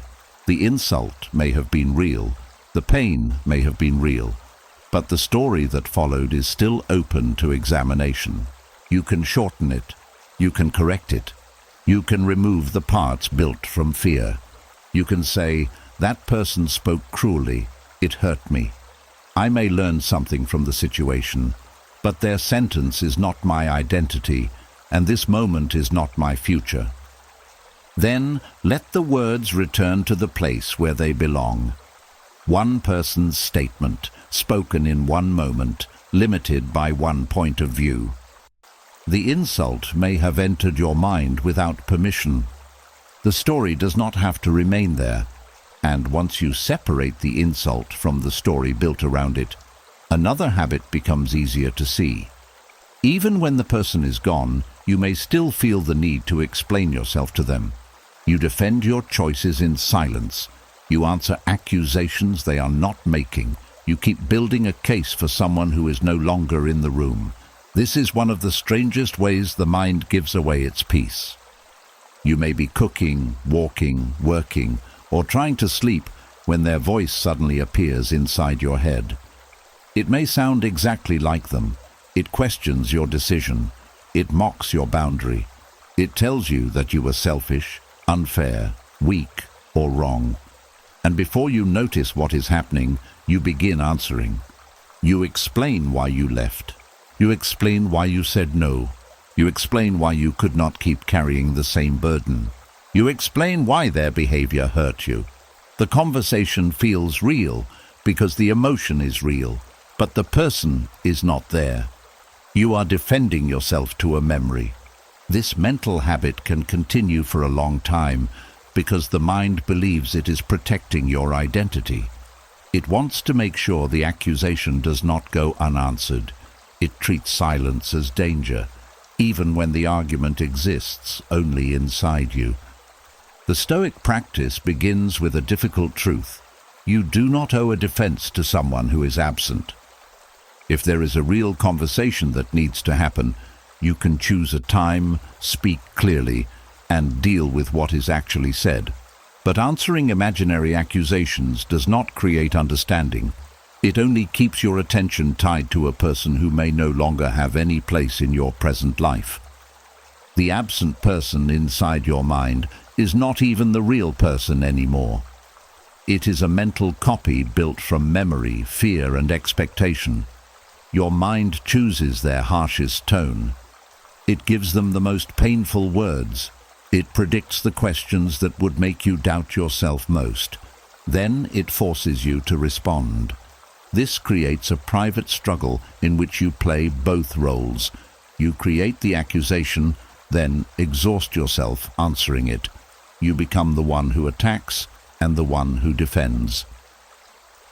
The Stoics taught that freedom begins when you notice what belongs to you and what does not. Your choices, values, attention, and present actions belong to you. Another person's judgment does not. Their private opinion is outside your control, whether they are standing before you or living only in your memory. Yet the mind may continue defending itself because it is searching for innocence. Perhaps part of you still fears that they were right. Their accusation may have touched an area where you already felt uncertain. If they called you selfish, you may review every decision to prove you are generous. If they called you ungrateful, you may list everything you once appreciated.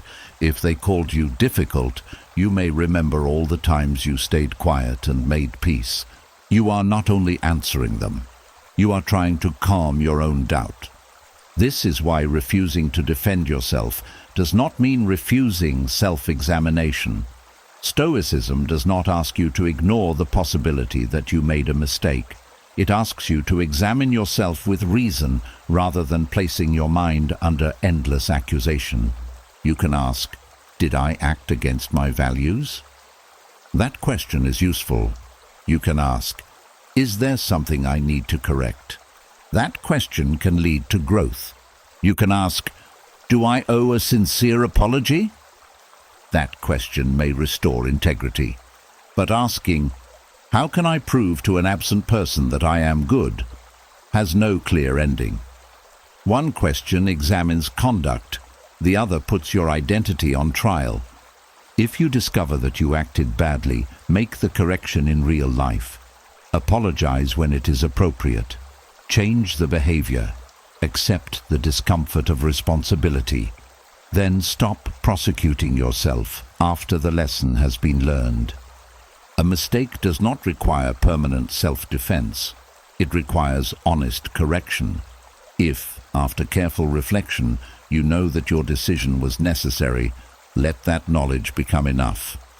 You do not need to repeat the reasons every night.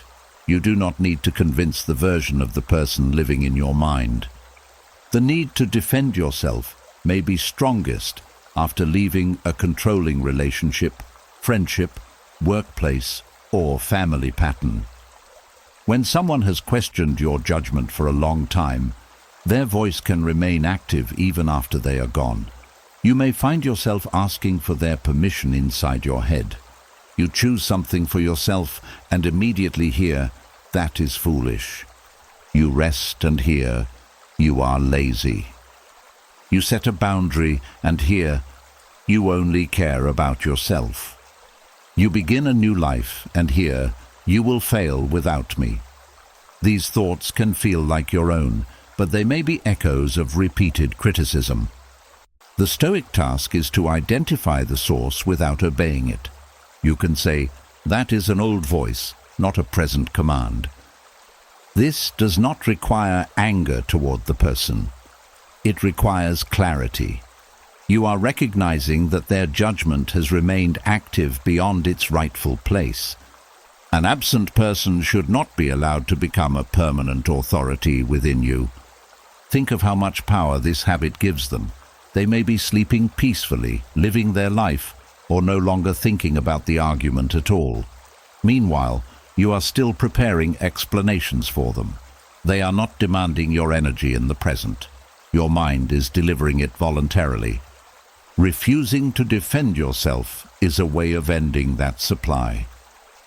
When the imaginary accusation appears, do not answer immediately. Notice the urge to build a case. Feel the tension that says, I must explain. Then ask one simple question. Is anyone asking me this right now? If the answer is no, return to what is in front of you.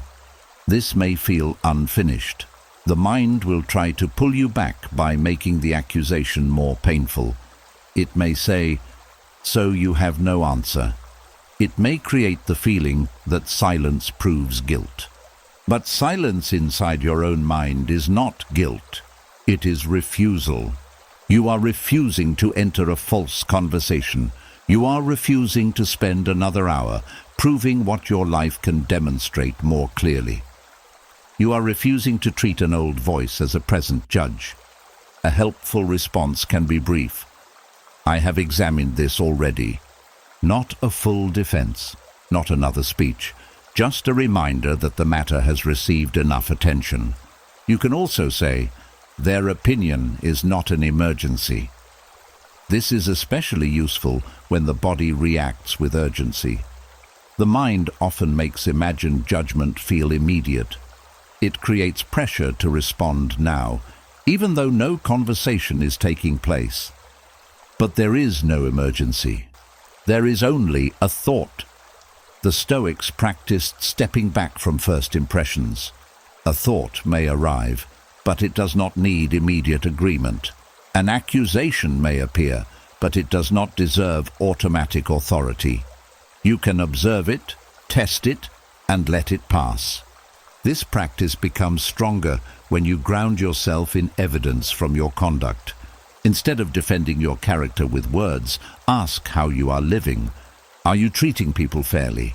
Are you keeping your commitments? Are you correcting your faults? Are you acting with courage when fear appears? Are you becoming more honest, calm, and disciplined? These questions matter more than any argument held in memory. A person may still believe something unfair about you. That possibility must be allowed. Stoic freedom does not come from knowing that everyone sees you correctly.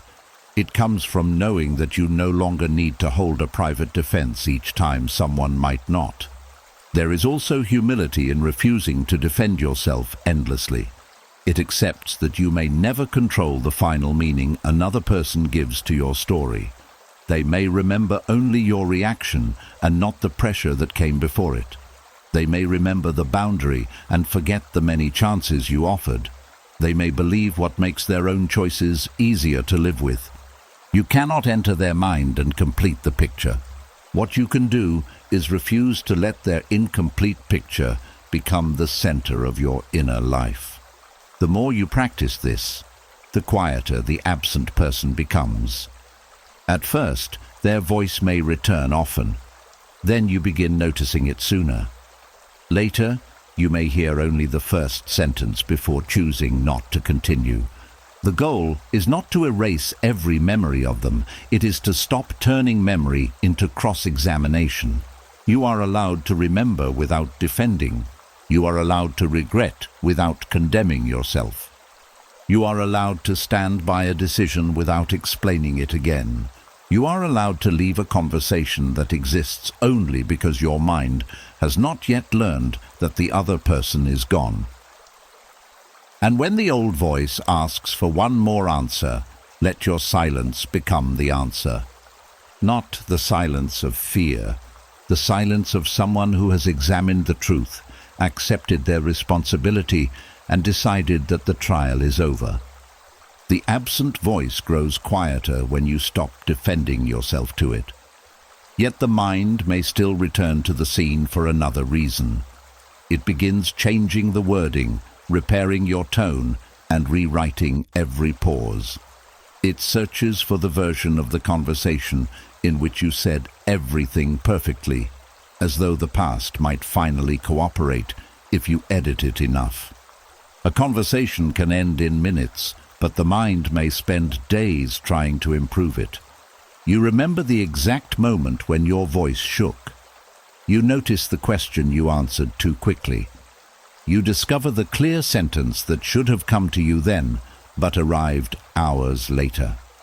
Suddenly, the entire exchange begins again inside your head. This time, you are calmer. You sound wiser. You do not become emotional. You say the one thing that leaves the other person unable to reply. For a moment, the new version feels satisfying. It gives you the control you lacked in the real situation. But the feeling soon fades because your improved conversation did not actually happen. The mind knows this, so it returns to the editing room and tries again. It changes your opening sentence. It removes the words you regret. It gives you a stronger ending. It makes the other person finally understand. This can look like reflection, but reflection produces a lesson and then stops. Mental editing keeps changing the scene without changing your life. The habit often begins with embarrassment. Perhaps you feel that you explained yourself badly. Maybe you became angry and said too much. Maybe you froze when you wanted to speak.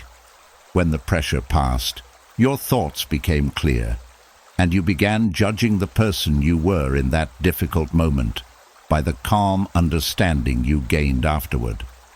That judgment is unfair. You are comparing a person under emotional pressure with a person sitting safely in reflection. Of course, the later version has better words. It has more time, less fear, and information that was not available during the original exchange. Stoic wisdom asks you to judge the past according to what was truly within your power at the time. You cannot demand perfect calm from a mind that had just been shocked. You cannot expect complete understanding while new information is still arriving. You cannot punish yourself for needing time to process something painful. The person you were then did not have access to everything you know now. This does not remove responsibility. If you spoke unfairly, you can admit it. If you caused harm, you can apologize. If you avoided saying something important, you may decide whether a real conversation is still possible. But once the useful action has been identified, continuing to rewrite the scene becomes unnecessary. The past does not need a better script. The present needs a wiser response. One reason mental editing becomes so difficult to stop is that the mind believes the perfect wording would have created the perfect outcome. It thinks the relationship might have survived, the other person might have apologized, or the argument might never have grown so painful if only you had chosen a different sentence. Sometimes different words would have helped. Communication matters, tone matters, timing matters, but words do not control every outcome. A person determined to dominate the conversation may have ignored even your calmest explanation. Someone unwilling to take responsibility may have rejected every version of the truth. A relationship already weakened by years of resentment may not have been saved by one perfect reply. The mind often gives language more power than it truly had, because this feels less frightening than admitting that some outcomes were never fully yours to control.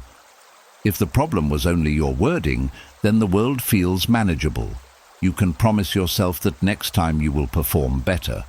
But if the other person's character, emotional limits, or private choices also shaped the result, then you must accept that no sentence could guarantee peace.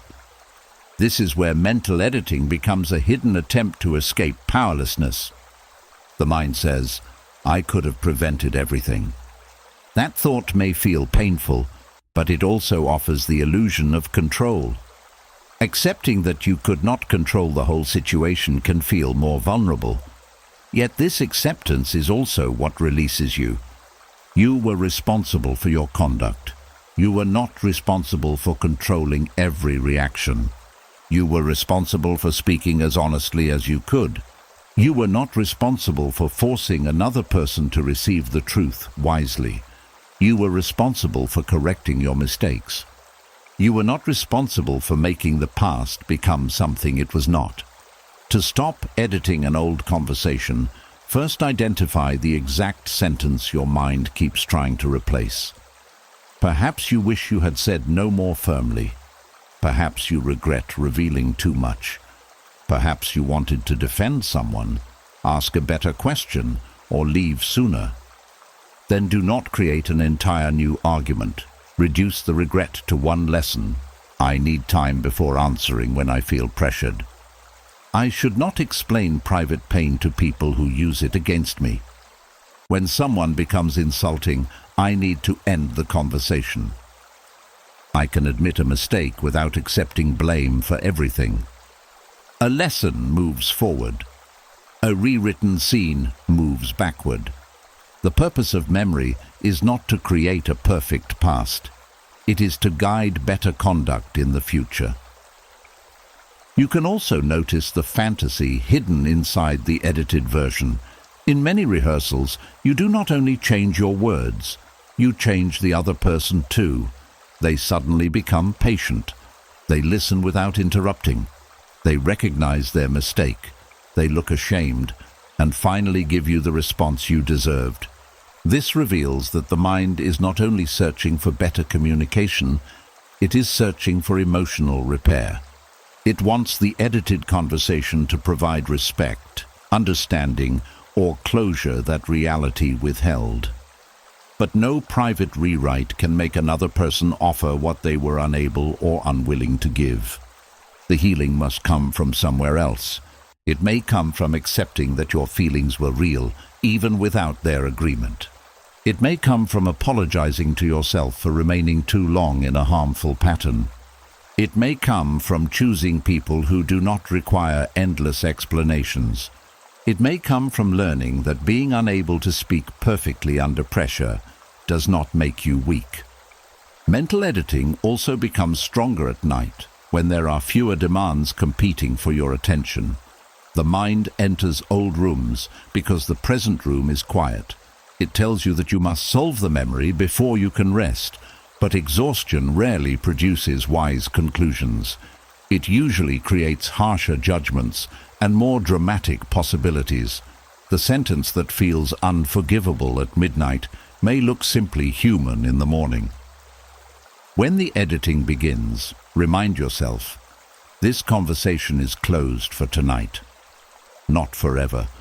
The mind may resist permanent commands, but it can learn that certain thoughts will not be examined during hours meant for rest.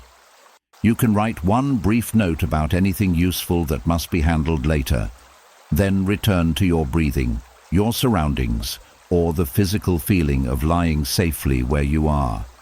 This teaches the mind that remembering something does not make it urgent. Another helpful practice is to replay the conversation only once, but without changing anything. Observe it as it happened. Do not add a stronger reply. Do not remove your discomfort. See the real version of yourself with fairness. Notice what you knew. Notice what you did not know. Notice where fear entered. Notice where you acted well. Notice what you would now choose differently. Then let the scene end at the point where it truly ended. This is acceptance, not approval of everything that happened, but a refusal to continue falsifying reality in search of emotional comfort.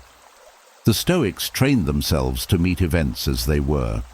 They understood that peace grows through agreement with reality, not through demanding that reality become more pleasing after the fact. The past is fixed, but your relationship with it is still being shaped. You can treat it as evidence that you failed, or you can treat it as evidence that you were learning.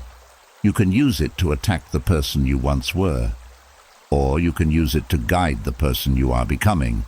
There is humility in admitting, I did not say it perfectly. There is wisdom in adding, I do not need to.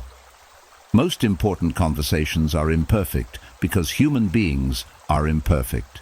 People hesitate. They misunderstand. They become emotional. They remember important details too late. A meaningful life is not built by delivering flawless speeches. It is built by learning, repairing what can be repaired, and carrying better judgment into the next moment. The conversation is already over. The words have already been spoken. The silence that followed has already taken its place. You do not need to return with a better performance. Take the lesson from the room, leave the script behind, and let the door close exactly where it closed. And once you stop editing conversations that are already over, another hidden trap begins to appear. The mind may no longer be trying to correct the past. Instead, it may begin trying to defeat it. It creates a private battle where you always know what to say. The other person has no answer, and you finally walk away feeling powerful. But every imaginary victory carries a cost that is easy to miss. Winning an argument in your imagination can feel deeply satisfying. Inside your mind, there are no interruptions. No one changes the subject. No one twists your words. You remember every detail. You remain calm while the other person becomes speechless. You reveal their contradictions, defend your dignity, and deliver the final sentence that proves everything you wanted them to understand. For a few moments, you may feel stronger. The helplessness fades. The shame becomes smaller. The anger has somewhere to go. You are no longer the person who froze, became confused, or walked away without saying enough. In the private version, you are prepared, respected, and completely in control. But the victory is not free. The first cost is your attention. Every imaginary argument demands mental energy. You must rebuild the setting, give the other person words, create your responses, and follow the conflict toward the ending you want. While this is happening, your body may be sitting in the present, but your attention has returned to the past. The food in front of you loses its taste. The person speaking to you receives only part of your awareness. The work you need to complete becomes harder. The quiet moment that could have restored you becomes another battlefield. Attention is not an unlimited resource. Every hour given to an imaginary victory is an hour taken from something real.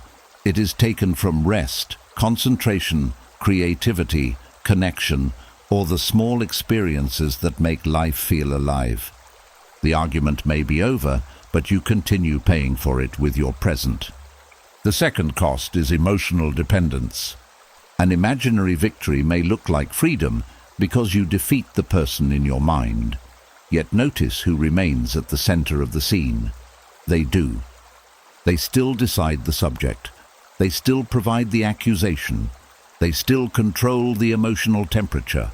Your confidence rises only after they are silenced. Your peace arrives only after they admit defeat. Your dignity seems restored only when their imagined face shows regret. This means your emotional state is still tied to their reaction, even though the reaction is fictional. Real freedom does not require the other person to lose. It does not require them to feel embarrassed, guilty, or defeated. It begins when their response is no longer necessary for you to return to yourself. The Stoics did not define victory as overpowering another person. They defined it as governing the self. If someone provoked you and you became consumed by the need to defeat them, then even if you spoke brilliantly, they still gained power over your inner state. A sharper sentence is not always a stronger response. Sometimes the stronger response is refusing to let someone occupy your mind after they have left your life. The third cost is that imaginary victories keep anger active. Anger needs a story in order to survive. It needs an offender, an injustice, and a reason to continue fighting. Each time you replay the argument, you provide all three. You give the emotion fresh images, new words, and another chance to rise. The body reacts to this rehearsal. Your jaw may tighten. Your breathing may shorten. Your shoulders may become rigid. Your heart may beat faster. The argument is imaginary, but the stress response is physical. Your nervous system does not always treat a vivid mental scene as something harmless. It prepares you for conflict, even when you are lying safely in bed. This is why winning in your mind can leave you feeling tired rather than relieved. You have made the body fight a battle that produced no practical result. The person you defeated was not present. The issue was not repaired. The relationship did not change. Nothing outside the mind became safer or clearer. You experienced the emotional cost of conflict without receiving any of the useful outcomes that a real, constructive conversation might provide. There is also a deeper danger. The more often you practice imaginary victory, the more conflict can begin to feel like the main route to strength. The mind starts searching for opponents because defeating them creates a temporary feeling of power. Old conversations are reopened. Small comments are treated as challenges. Neutral situations may begin to feel threatening because the mind has become trained to look for disrespect. You may enter real conversations already prepared to win. Instead of listening, you scan for weakness. Instead of asking what the other person means, you prepare your response. Instead of seeking understanding, you wait for the moment when you can prove your position. The private habit begins shaping your public behavior. This can damage relationships that were not trying to harm you. A friend may ask a simple question, but you hear an accusation. A family member may disagree, but you respond as though your dignity is under attack. A colleague may offer feedback, but your mind treats it as a contest. The imaginary courtroom begins traveling with you. Another unseen cost is that fantasy protects you from the more painful emotions beneath anger. Anger often feels stronger than sadness. Victory feels easier than grief. It may be simpler to picture yourself defeating someone than to admit that you wanted their respect and never received it. It may feel safer to rehearse a powerful reply than to acknowledge that their rejection hurt deeply. It may be easier to imagine exposing their dishonesty than to accept that someone you trusted was not who you believed them to be. The mind chooses battle because battle provides movement. Grief requires stillness. Battle says, I can still change the ending. Grief says, the ending may never become what I wanted. This is why imaginary victories can delay healing. They keep hope hidden inside anger. Each private argument carries the secret wish that the past can still be corrected, that your worth can still be proven, or that the other person can still be made to understand. But healing begins when you stop asking the argument to give you what it never gave. You may need to grieve the apology that did not come. You may need to grieve the respect that was missing. You may need to grieve the version of the relationship you kept trying to save. This grief may feel less powerful than anger at first, but it is more honest. And what is honest can eventually move through you. What remains hidden often repeats. The Stoic path asks you to examine what victory truly means. Does victory mean the other person finally admits you were right? Does it mean they regret losing you? Does it mean everyone learns what they did? Or could victory mean that you no longer wake up thinking about them? Could it mean that your decisions are no longer shaped by the injury? Could it mean that you can remember the event without feeling forced to enter it again? A private victory over another person is temporary. Self-mastery changes the direction of your life. Self-mastery means noticing the argument beginning and refusing to complete it. It means feeling the desire to humiliate the other person in your imagination and asking what pain that fantasy is hiding. It means allowing yourself to feel disappointed without turning disappointment into revenge. It means choosing not to feed a thought simply because it gives you a brief sense of power. This does not require you to become passive. Real injustice may require action. You may need to report harmful behavior, protect yourself, correct false information, or speak firmly. Stoicism does not ask you to remain silent when responsibility demands courage. But practical action and imaginary victory are different. Practical action asks, what can be done now? Imaginary victory asks, how can I make them lose inside my head? Practical action has a clear purpose. Imaginary victory continues because the emotion has not been satisfied. Practical action eventually ends. Imaginary victory can replay forever. One way to break the pattern is to notice the exact moment satisfaction appears. Perhaps it comes when the other person becomes silent. Perhaps it comes when they apologize. Perhaps it comes when others finally see you as the injured one. That moment reveals what the mind is seeking. If you want them to become silent, perhaps you are tired of feeling powerless. If you want the apology, perhaps you need acknowledgement.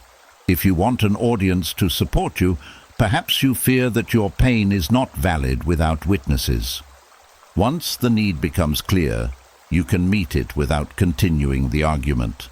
Power can be rebuilt through boundaries and decisions. Acknowledgement can begin with honest self-recognition. Validation can come from examining the facts and speaking with someone trustworthy. The mind does not need another imaginary defeat. It needs a real source of stability. You can also ask what the victory changes. After you silence them in your mind, are you more peaceful? Are you more prepared to live according to your values? Have you made a decision? Have you gained information you did not have before? Or are you simply waiting for the next replay?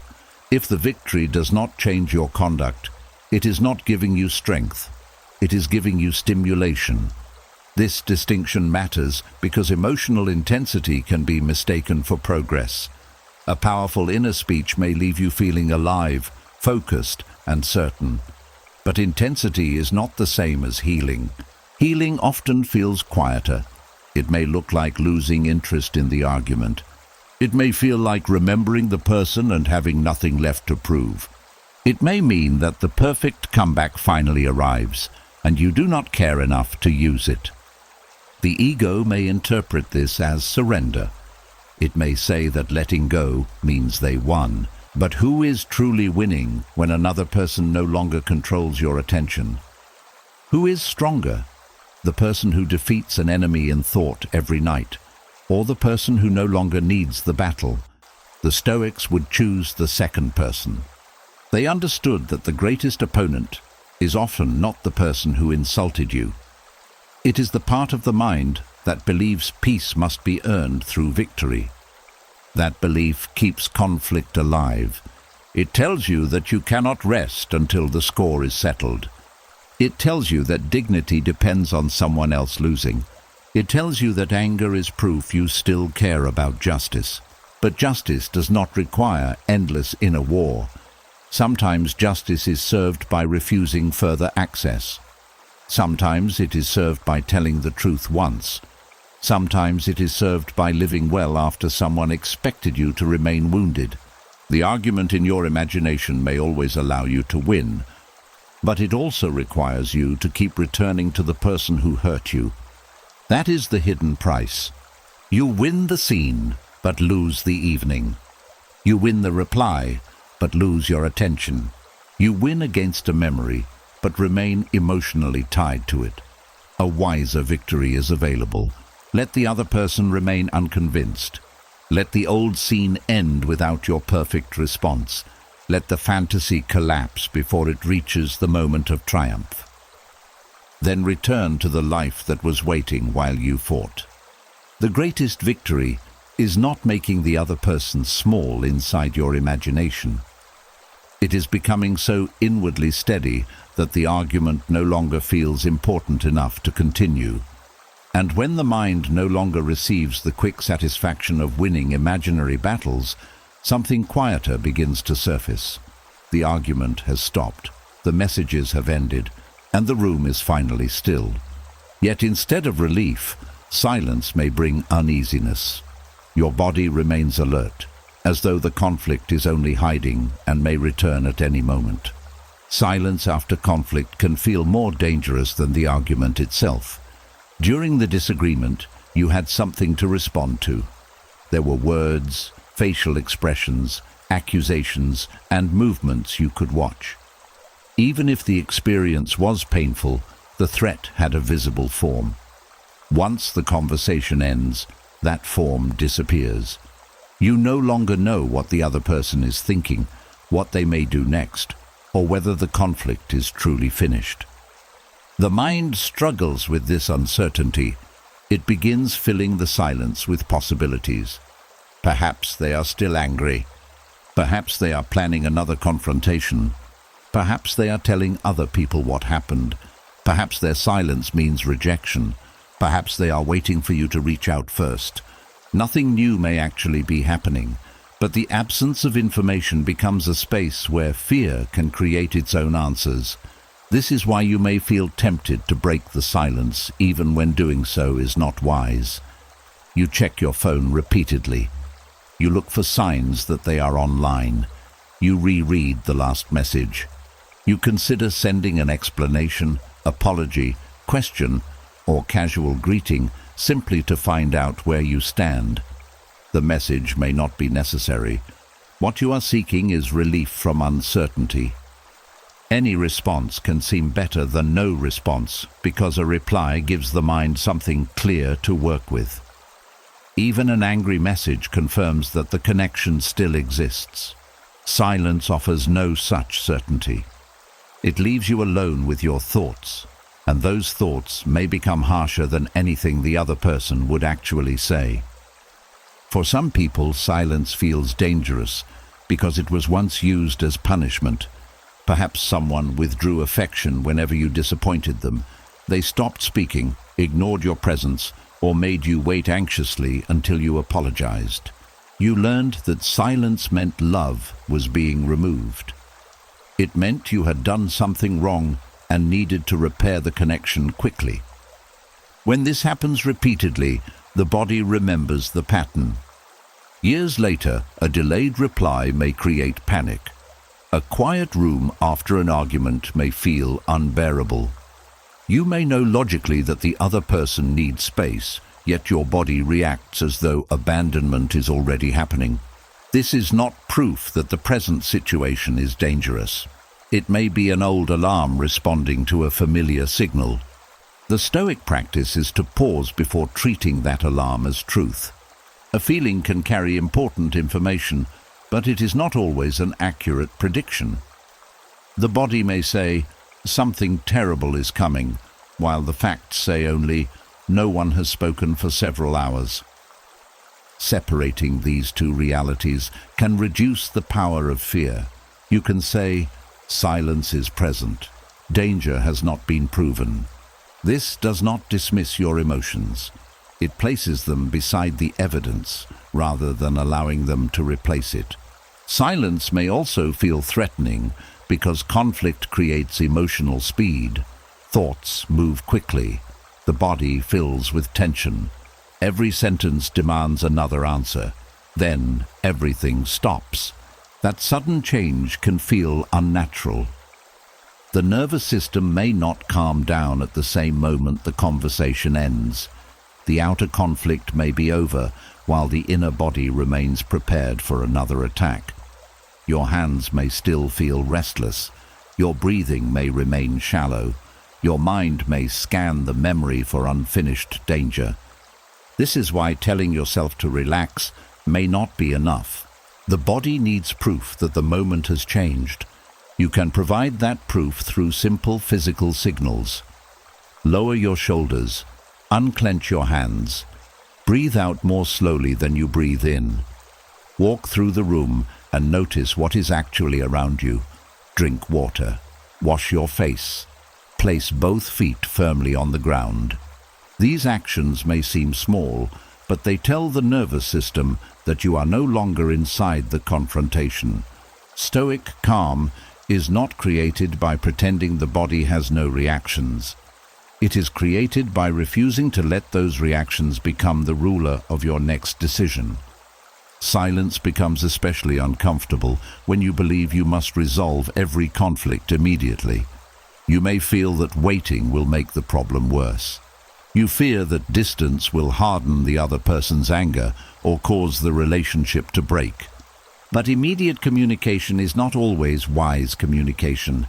When emotions are high, people often speak to reduce discomfort rather than solve the problem. They apologize for things they do not truly believe were wrong. They accept blame just to restore contact. They promise changes they cannot sustain. They reopen the conversation before either person is able to think clearly. The silence feels dangerous, so they trade clarity for quick relief. The relief may last only a short time. Because the real issue was never examined, the same conflict returns. A pause can protect a conversation from becoming more harmful. It gives anger time to lose some of its force. It allows hidden feelings to become clearer. It helps you decide whether the issue requires repair, distance, a boundary, or no further response at all. Silence is not always abandonment. Sometimes it is digestion. A person may be trying to understand what they feel before speaking. They may be preventing themselves from saying something cruel. They may need time to separate the actual problem from the emotion surrounding it. You should not automatically turn every pause into a story about rejection. This does not mean all silence is healthy.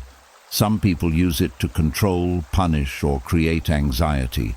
They deliberately withdraw communication until you surrender. They refuse reasonable discussion while expecting you to chase them.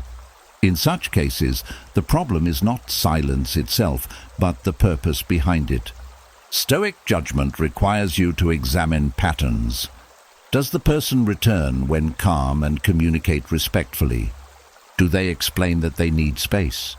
Do they use the pause to prevent further harm, or do they disappear until you accept all the blame? Healthy space has a purpose and an end. Punishing silence creates confusion and powerlessness. You cannot control which kind another person chooses, but you can decide how you will respond. You do not have to chase someone who uses silence as a weapon. You can send one clear message if necessary. I am willing to discuss this when we can both speak respectfully. Then stop. Do not send 10 messages trying to earn a response. Do not abandon your position simply to end the discomfort. Do not allow their withdrawal to turn your dignity into a bargaining tool. The quiet may still hurt, but pain does not always mean you are making the wrong choice. Sometimes pain is the feeling of breaking an old habit. If you are accustomed to chasing, waiting will feel wrong. If you are accustomed to over-explaining, saying nothing will feel cruel. If you are accustomed to repairing every emotional distance, allowing another person to carry their part will feel irresponsible. But discomfort can be the beginning of balance. The Stoics believed that you should place your effort where your power exists. You can choose whether to communicate honestly. You can choose whether to apologize for your part. You can choose whether to remain available for a respectful conversation. You cannot choose when another person becomes ready, whether they respond, or what conclusions they form during the silence. Trying to control those things will only turn the pause into another mental argument. Silence also gives you an opportunity that conflict does not. It allows you to hear what you actually think when you are no longer reacting to someone else. During an argument, your attention may be focused on defending yourself. You may not notice what the situation is revealing. Once the noise stops, important questions become possible. Do I feel safe with this person? Is this conflict unusual, or is it part of a repeated pattern? Was I trying to solve the issue, or only avoid their anger? What responsibility belongs to me? What am I being pressured to accept? What would a calm and self-respecting response look like? These questions require quiet. The mind may prefer another argument because arguments delay difficult decisions. As long as you are fighting over details, you do not have to face the larger truth. Perhaps the relationship no longer has trust. Perhaps your boundary is not being respected. Perhaps you have been trying to communicate with someone who values control more than understanding. Silence can reveal what noise was hiding. This may be one reason it feels dangerous. The absence of conflict removes distraction. You may begin hearing truths you have avoided for a long time. The Stoic does not run from these truths. The Stoic receives them without panic. You do not need to decide your entire future in one night. You only need to remain honest about what the silence is showing you. When fear tells you to act immediately, ask whether the action comes from wisdom or from the need to escape discomfort. Will sending the message create clarity or only reduce anxiety for a few minutes? Will apologizing restore integrity or make you accept blame that is not yours? Will reopening the conversation solve anything or return both of you to the same emotional state? A calm action can wait long enough to be examined. An anxious action insists that something must be done now. Learning to tolerate silence teaches you that uncertainty is survivable. You may not know what the other person is thinking. You may not know whether they will return. You may not know how the story will end. Still, you can breathe. You can eat. You can sleep. You can continue living without possessing every answer. This is not emotional coldness. It is inner stability. Silence stops feeling like a threat when you no longer interpret every absence as rejection, every pause as punishment, or every unanswered question as an emergency. Sometimes silence means the conversation is resting. Sometimes it means the relationship is changing. Sometimes it means nothing has been decided yet. And sometimes it means an ending is beginning. Whatever it means, you do not have to fill the space with fear before reality has spoken. Let the quiet remain quiet. Let your body discover that no attack is happening now. Let time reveal what pressure cannot. The silence after conflict is not always an empty place where you are losing control. It may be the first place where you can finally regain it. And as you learn to remain steady inside silence, another kind of pressure begins to lose its disguise. It is the pressure to chase every misunderstanding, answer every accusation, and correct every version of you that exists in someone else's mind. But the more versions you try to repair, the further you may move from the life that is actually yours. There will always be people who remember you incorrectly. Some will remember only the moment you became angry, not the many times you stayed patient. Some will remember the day you walked away, but forget how often you asked for change. Some will remember the boundary that disappointed them while ignoring the behavior that made the boundary necessary. This can feel deeply unfair. You may know the full story. You may remember the effort, the private pain, the warnings, and the chances you gave. Yet another person may tell the story as though you changed without reason. They may remove every detail that gives your decision meaning and present only the part that makes them look innocent. The urge to correct them can become powerful. You begin planning what you would say if someone asks. You consider contacting mutual friends. You want to present the messages, dates, and private events that prove your side. You believe that once everyone knows the complete truth, the tightness inside you will finally disappear. But how many minds can you enter? How many conversations can you control? How many times can you explain the same history before your present life becomes nothing more than a defense of your past? The Stoics understood that reputation belongs partly to chance. You can act honestly, communicate clearly, and still be described unfairly. You can behave with restraint and still be called cruel by someone who expected obedience. You can tell the truth and still be accused of lying by a person who benefits from doubt. This is not because character is meaningless. It is because character and reputation are not the same thing. Character is what you repeatedly choose. Reputation is what other people believe they saw. Character is built through discipline, honesty, courage, and justice. Reputation passes through memory, emotion, gossip, loyalty, and personal interest. You are responsible for the first. You can influence the second, but you cannot command it. The need to correct every false version of yourself often begins with the belief that misunderstanding is dangerous. Perhaps being misunderstood once led to punishment, rejection, or humiliation. You may have learned that you had to explain yourself quickly before someone decided who you were. You became careful with words. You gave long reasons for simple decisions. You repeated yourself whenever someone looked disappointed. You tried to make your motives so clear that no one could accuse you of being selfish, careless, or unkind. But people who want to misunderstand you do not always need missing information.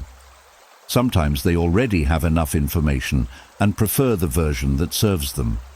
A person may call you ungrateful because admitting how much you gave would expose their entitlement.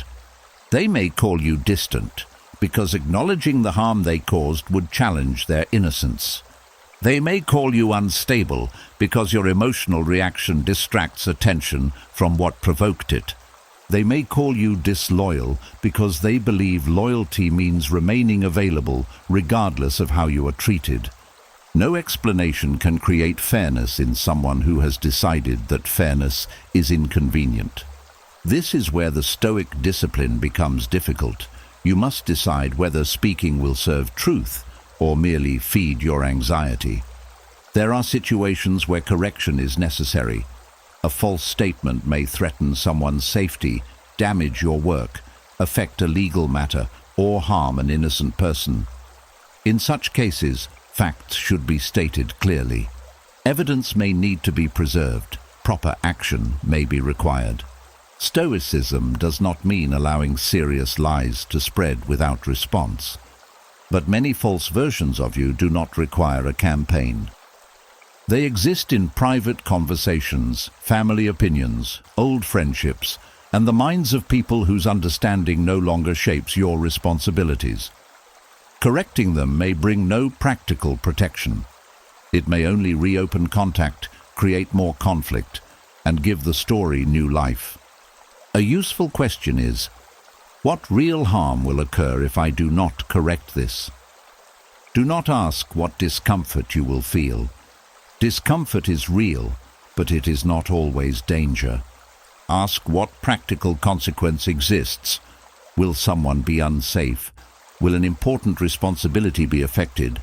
Will silence reasonably be taken as agreement in a situation that truly matters?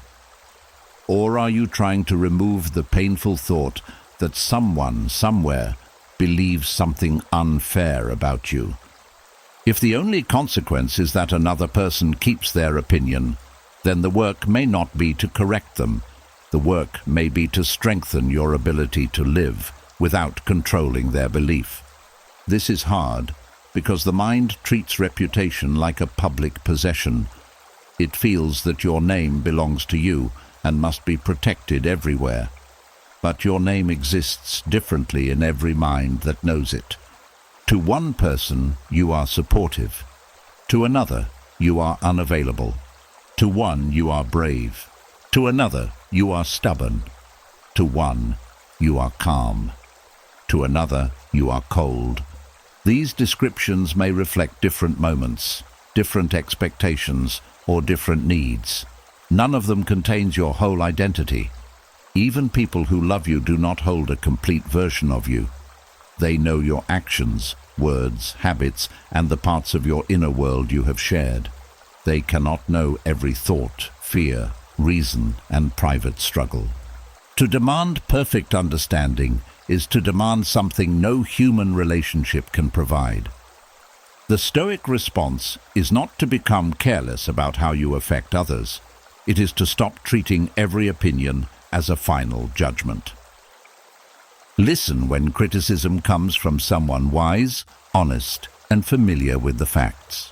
Examine your behavior when several trustworthy people point to the same pattern. Correct yourself when evidence shows that you acted against your values. But do not give equal authority to every voice. A bitter former friend does not automatically understand your character better than you do. An angry relative does not become an objective judge simply because they speak with confidence. A person who has heard one side of a story does not hold the full truth. Judgment requires context, fairness, and willingness to examine evidence. Many opinions are formed without any of these. You may still feel tempted to gather everyone and explain, but notice what happens when you enter the role of permanent defender. Your life becomes reactive. Other people decide what subject deserves your energy. Every rumor becomes an assignment. Every misunderstanding becomes an emergency. You stop moving according to your purpose and begin moving according to other people's stories. That is too much power to give away. The Stoics believed that a person should live in a way that makes honest self-respect possible. This means Your first task is not to look innocent, it is to be accountable. Ask yourself privately whether the false version contains any truth. Perhaps you were not the person they claim, but perhaps you did behave poorly in one part of the situation. Perhaps your boundary was necessary, but your delivery was harsh. Perhaps their story is unfair, but you still have something to learn from the conflict. You do not need to accept a false identity in order to accept a true mistake. This distinction protects you from two extremes. You do not have to absorb every accusation, and you do not have to reject every criticism. You can keep the useful information and release the distorted conclusion. Say to yourself, I will correct the behavior that was wrong, but I will not carry a name that does not belong to me. That is honest strength. Once you have examined yourself, repaired what can be repaired, and stated the truth where necessary, let your conduct continue the answer. A consistent life speaks slowly, but clearly. People may hear a dramatic story today. Over time, they also observe patterns. They notice who keeps promises, who creates chaos, who treats others fairly, and who constantly changes the facts. You do not need to force this process. Time often exposes what argument cannot. Some people will eventually understand. Others will remain loyal to their chosen version because changing it would require humility. You must allow both possibilities. Releasing the need to correct them does not mean their words no longer hurt. It means the hurt no longer controls your schedule, your messages, or your direction. You may hear that someone has spoken badly about you and feel the old urge to act. Pause. Ask whether your response would create truth, protection, or meaningful clarity. If not, return to your life. Return to the work that matters. Return to people who speak with you rather than about you. Return to the values that do not change according to rumors. The false version of you may continue living in another person's mind. Let it remain limited to that space. Do not carry it home, place it beside your bed, and spend the night trying to repair it. You are not required to attend every trial where your name is mentioned. You are not required to answer every witness. You are not required to prove your heart to people who have already decided not to see it. Speak where truth has a purpose. Correct what responsibility requires. Then stop. Let others keep the story they need. Let your character keep becoming the truth you live. And once you stop trying to correct every false version of yourself, a quieter responsibility remains. You still need to look back. You still need to learn. You still need to ask whether your words, choices, and reactions were wise. But there is a great difference between examining yourself to grow and placing yourself on trial without mercy. Reflection asks, what can this teach me? Mental prosecution asks, how can I prove that something is wrong with me? The two may look similar from the outside. Both involve returning to a past event. Both involve remembering what was said and considering what could have been done differently. But they move in opposite directions. Reflection creates understanding. Mental prosecution creates punishment. Reflection has a purpose. It looks at the past so that the future can become wiser. It gathers useful information, accepts responsibility where necessary, and eventually reaches a stopping point. Mental prosecution has no stopping point. It keeps reopening the case. It brings back the same evidence. It questions your motives again and again. Even after you have admitted a mistake, it demands another confession. Even after you have learned the lesson, it insists that you must continue feeling guilty. This is why some people spend years thinking about one conversation without becoming any clearer. They are not reflecting anymore. They are prosecuting themselves. You may notice this in the language your mind uses. Reflection sounds specific. I interrupted too much. I reacted before I understood the full situation. I should have spoken more calmly. I ignored a warning because I did not want to face the truth. These statements describe behavior. Behavior can be examined, corrected, and changed. Mental prosecution sounds absolute. I ruin everything. I am impossible to love. I always make the wrong decision. There must be something deeply wrong with me. These statements do not guide improvement. They turn one event into a permanent identity. The Stoics believed in daily self-examination, but their purpose was not self-hatred. They examined their conduct so they could return to reason. They asked whether they had acted with courage, justice, discipline, and wisdom. When they discovered failure, the answer was correction, not endless humiliation. A mistake is useful only when it becomes instruction. Once you understand what happened, continuing to strike yourself with it does not make you more responsible. It only makes you more wounded. Many people confuse suffering with accountability. They believe that if they stop feeling terrible, they are excusing what they did. They think guilt must remain active to prove that they care. But pain is not proof of goodness. You can regret an action without building your home inside regret. You can accept that you hurt someone without deciding that you are nothing more than the harm you caused. You can make amends and still allow yourself to continue living. True accountability asks for action. It may ask you to apologize. It may ask you to replace what was damaged. It may ask you to admit the truth without defending yourself. It may ask you to change a habit, seek guidance, or accept a consequence. Mental prosecution often avoids these practical steps because it becomes trapped in emotion. You keep telling yourself how terrible you are, yet the actual repair remains undone. The mind spends so much energy creating shame that there is little strength left for change. This can create the illusion of responsibility while keeping you passive. You feel punished, so you assume justice is being served. But punishment without correction does not protect the future. A person can condemn themselves every night and repeat the same behavior the next day.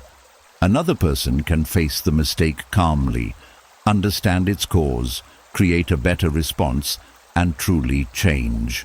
The second person may appear less emotional, but they are often taking greater responsibility. Reflection asks you to look closely at the facts.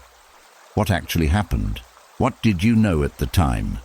What emotion influenced your judgment? What part of the outcome was under your control? What part belonged to the other person? What can now be repaired? What lesson should guide you next time? Mental prosecution is not interested in balanced facts. It searches only for evidence against you. It remembers your worst sentence, but forgets the pressure you were under. It remembers the moment you became angry, but ignores the many attempts you made to remain calm. It treats every mistake as proof of bad character, while dismissing every good choice as unimportant. A fair judge examines the whole case. An inner prosecutor selects only what supports the accusation. This is why mental prosecution often becomes stronger in people who have been blamed unfairly in the past. If you were repeatedly treated as the problem, you may have learned to investigate yourself before anyone else could accuse you. You enter every conflict asking, "What did I do wrong?" That question can be healthy when it is one part of honest examination. It becomes harmful when it is the only question allowed. You must also ask, what happened around me? Was I treated fairly? Was I reacting to repeated pressure? Did someone avoid responsibility by placing everything on me? Am I carrying a burden that belongs to another person? Stoic reflection does not remove your responsibility, but it does not enlarge it beyond truth. You are responsible for your words. You are not responsible for every interpretation of them. You are responsible for your choices. You are not responsible for another person's refusal to communicate honestly. You are responsible for correcting your faults. You are not responsible for carrying someone else's faults as proof of your own failure. Mental prosecution often begins after the useful lesson has already been found. You may know what you should do differently, yet the mind keeps returning because it is searching for something more than understanding. It may be seeking emotional certainty. Perhaps you want proof that you are still a good person. Perhaps you want to know that the mistake will never happen again. Perhaps you want permission to forgive yourself. No amount of reviewing can guarantee perfection. You may still make another mistake. You may still misunderstand someone, lose patience, or choose poorly. Human growth does not remove the possibility of failure. It strengthens your ability to notice, repair, and return to your values. The demand for perfect certainty can keep the case open forever. The Stoic path accepts that you are unfinished. You are capable of wisdom and error. You can act with courage one day and fear the next. You can be generous in one situation and selfish in another. Your character is not a fixed label proven by a single event. It is the direction created by repeated choices. This is why one mistake should not become a complete definition of you. The important question is not, have I ever failed? Every person has. The important question is, what am I doing with the failure now? Reflection turns the event into guidance. Mental prosecution turns it into identity. A helpful way to separate them is to notice whether your thinking produces a clear next step. If the mind says, next time I will pause before answering, that is reflection. If it says, I cannot believe I acted that way, for the 100th time, that is prosecution. If the mind says, I owe this person an apology, that is reflection. If it says, I should suffer forever because I hurt them, that is prosecution. If the mind says, this pattern needs serious attention, that is reflection. If it says, I will never change, that is prosecution. Reflection opens a path. Prosecution closes every door. You can create a simple ending for honest examination. State the facts without dramatic language. Name your responsibility. Choose the repair. Identify one lesson, then declare the review complete. You might say, I spoke harshly because I felt threatened. The feeling explains my reaction, but it does not excuse it. I will apologize and practice asking for time before responding. That is enough. The mind may return later and ask to examine the event again. Before entering, ask whether new information has appeared. If there is something genuinely new, consider it. If there is only the same accusation wearing different words, refuse the trial. Say, this has already been examined. The goal is not to avoid truth. The goal is to prevent truth from being used as a weapon against you after it has already served its purpose. You may also need to question whose voice is conducting the prosecution. The harsh words may sound like your own, but they may have been learned from someone else. Perhaps a parent treated mistakes as proof of failure. Perhaps a teacher humiliated you instead of correcting you. Perhaps a partner used your guilt to control you. Perhaps you grew up believing that love could be removed whenever you disappointed someone. These experiences can teach the mind that mistakes must be followed by fear. But mature self-discipline does not require terror. You can hold yourself to high standards without treating yourself as an enemy. In fact, cruelty often prevents honest growth. When the mind expects punishment, it may hide mistakes, deny them, or create excuses.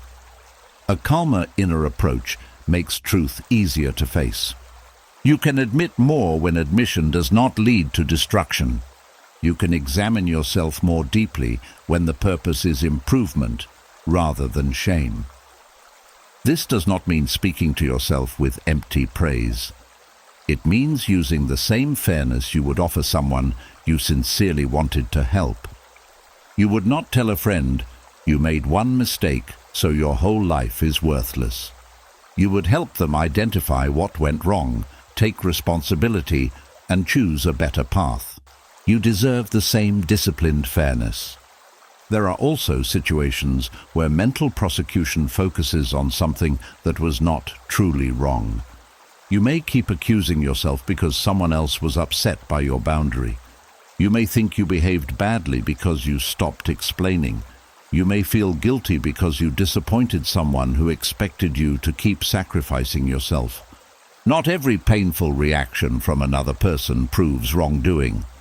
Sometimes their discomfort is the natural result of no longer having control over you. Reflection must ask whether you violated a principle or merely violated an expectation. Did you act dishonestly?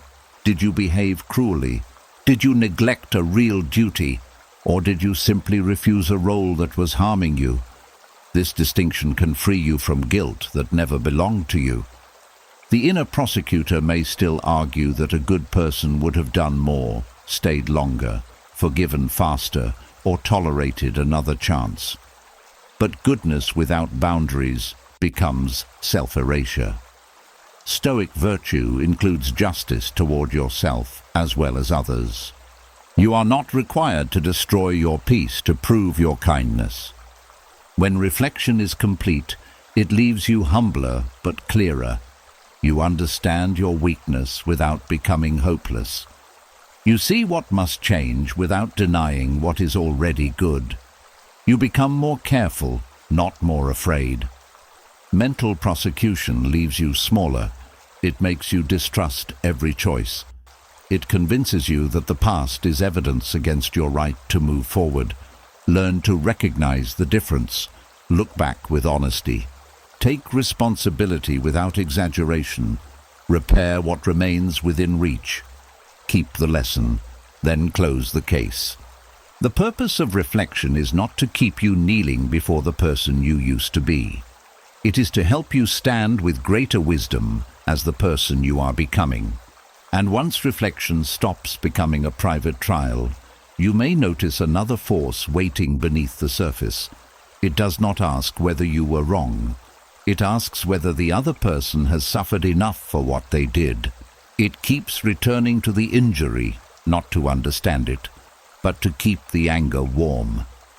Resentment rarely survives on the original event alone. It survives through repetition. A painful moment may have lasted only a few minutes. Someone betrayed your trust, dismissed your feelings, embarrassed you, or treated your kindness as weakness.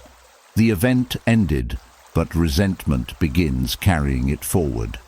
It repeats the words. It restores the facial expressions. It remembers the unfairness in sharp detail. Each replay becomes another small piece of fuel. The mind may tell you that this repetition is necessary. It says you must not forget, because forgetting would make you vulnerable. It says you must remain angry, because anger proves that what happened was wrong. It warns that releasing resentment would be the same as excusing the person. But remembering a lesson and repeatedly reliving an injury are not the same thing. A lesson gives you guidance. It tells you what signs to notice, what boundary to set, or what kind of behavior you will no longer accept. Resentment does not simply keep the lesson. It keeps the emotional wound open so that the past continues feeling present. This is why resentment often feels strongest when nothing new has happened. You may be alone, safe, and far from the person, yet your body reacts as though the offense has just occurred. The memory activates anger, the anger strengthens the memory, and the cycle repeats. Each repetition makes the story easier to enter. At first, something must remind you of the event. Later, the mind begins returning without invitation. A quiet evening, a familiar name, or a small disappointment may be enough to reopen everything. The pathway becomes well used, like a road traveled so often that the feet move along it without conscious choice. The Stoics understood that repeated thoughts slowly shape character. What you return to each day does not remain a passing mental event. It becomes part of the way you see people, yourself, and the world. If resentment is rehearsed often enough, one betrayal may begin to look like proof that no one can be trusted. One cruel relationship may become evidence that closeness is dangerous. One unfair decision may convince you that life is permanently against you. The original wound then expands beyond its true size. You are no longer angry only at the person who hurt you. You begin carrying suspicion into new relationships. You question kindness. You expect hidden motives. You protect yourself from people who have not harmed you because someone else once did. Resentment promises protection, but it may quietly keep the offender's influence alive. They may no longer be present. They may have moved on, yet their actions continue shaping who you trust, how you react, and what kind of future you allow yourself to enter. In this way, resentment can become a form of continued obedience to the injury. The person hurt you once. The repeated memory begins deciding your life afterward. This does not mean your anger is wrong.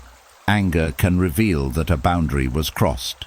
It can give you the energy to leave a harmful situation or speak against injustice.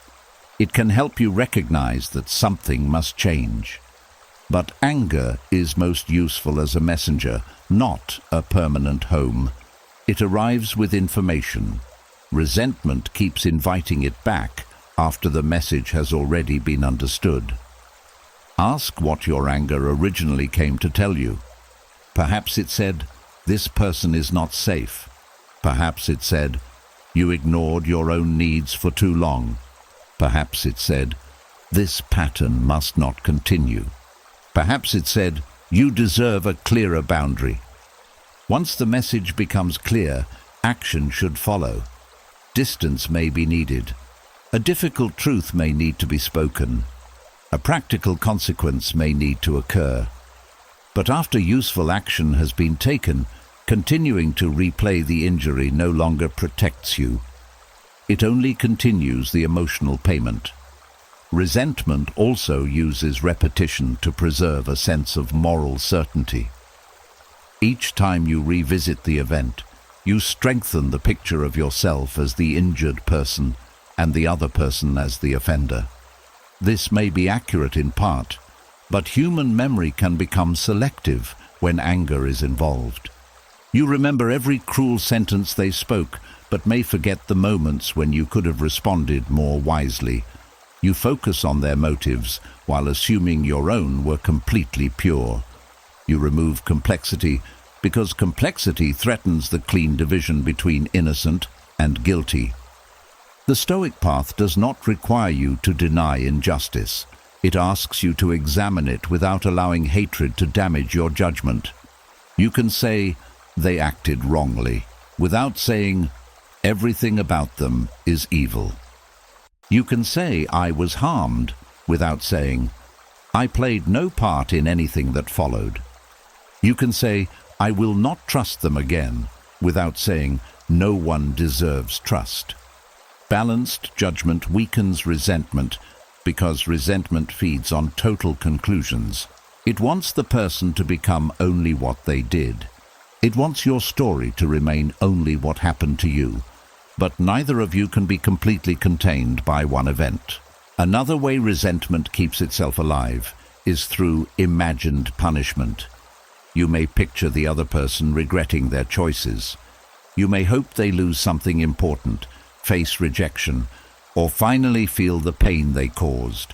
These scenes create a brief sense of justice, yet each fantasy requires you to keep watching their life inside your mind. Your peace becomes linked to whether they suffer. Your healing waits for proof that consequences have arrived. This leaves you dependent on an outcome you may never witness. Stoic justice is not the same as revenge. Justice asks for what is fair, necessary, and useful. Revenge asks for emotional repayment. It wants the other person's pain to balance your own, but another person's suffering cannot return the time you lost. It cannot restore trust, remove the memory, or rebuild the part of you that became afraid.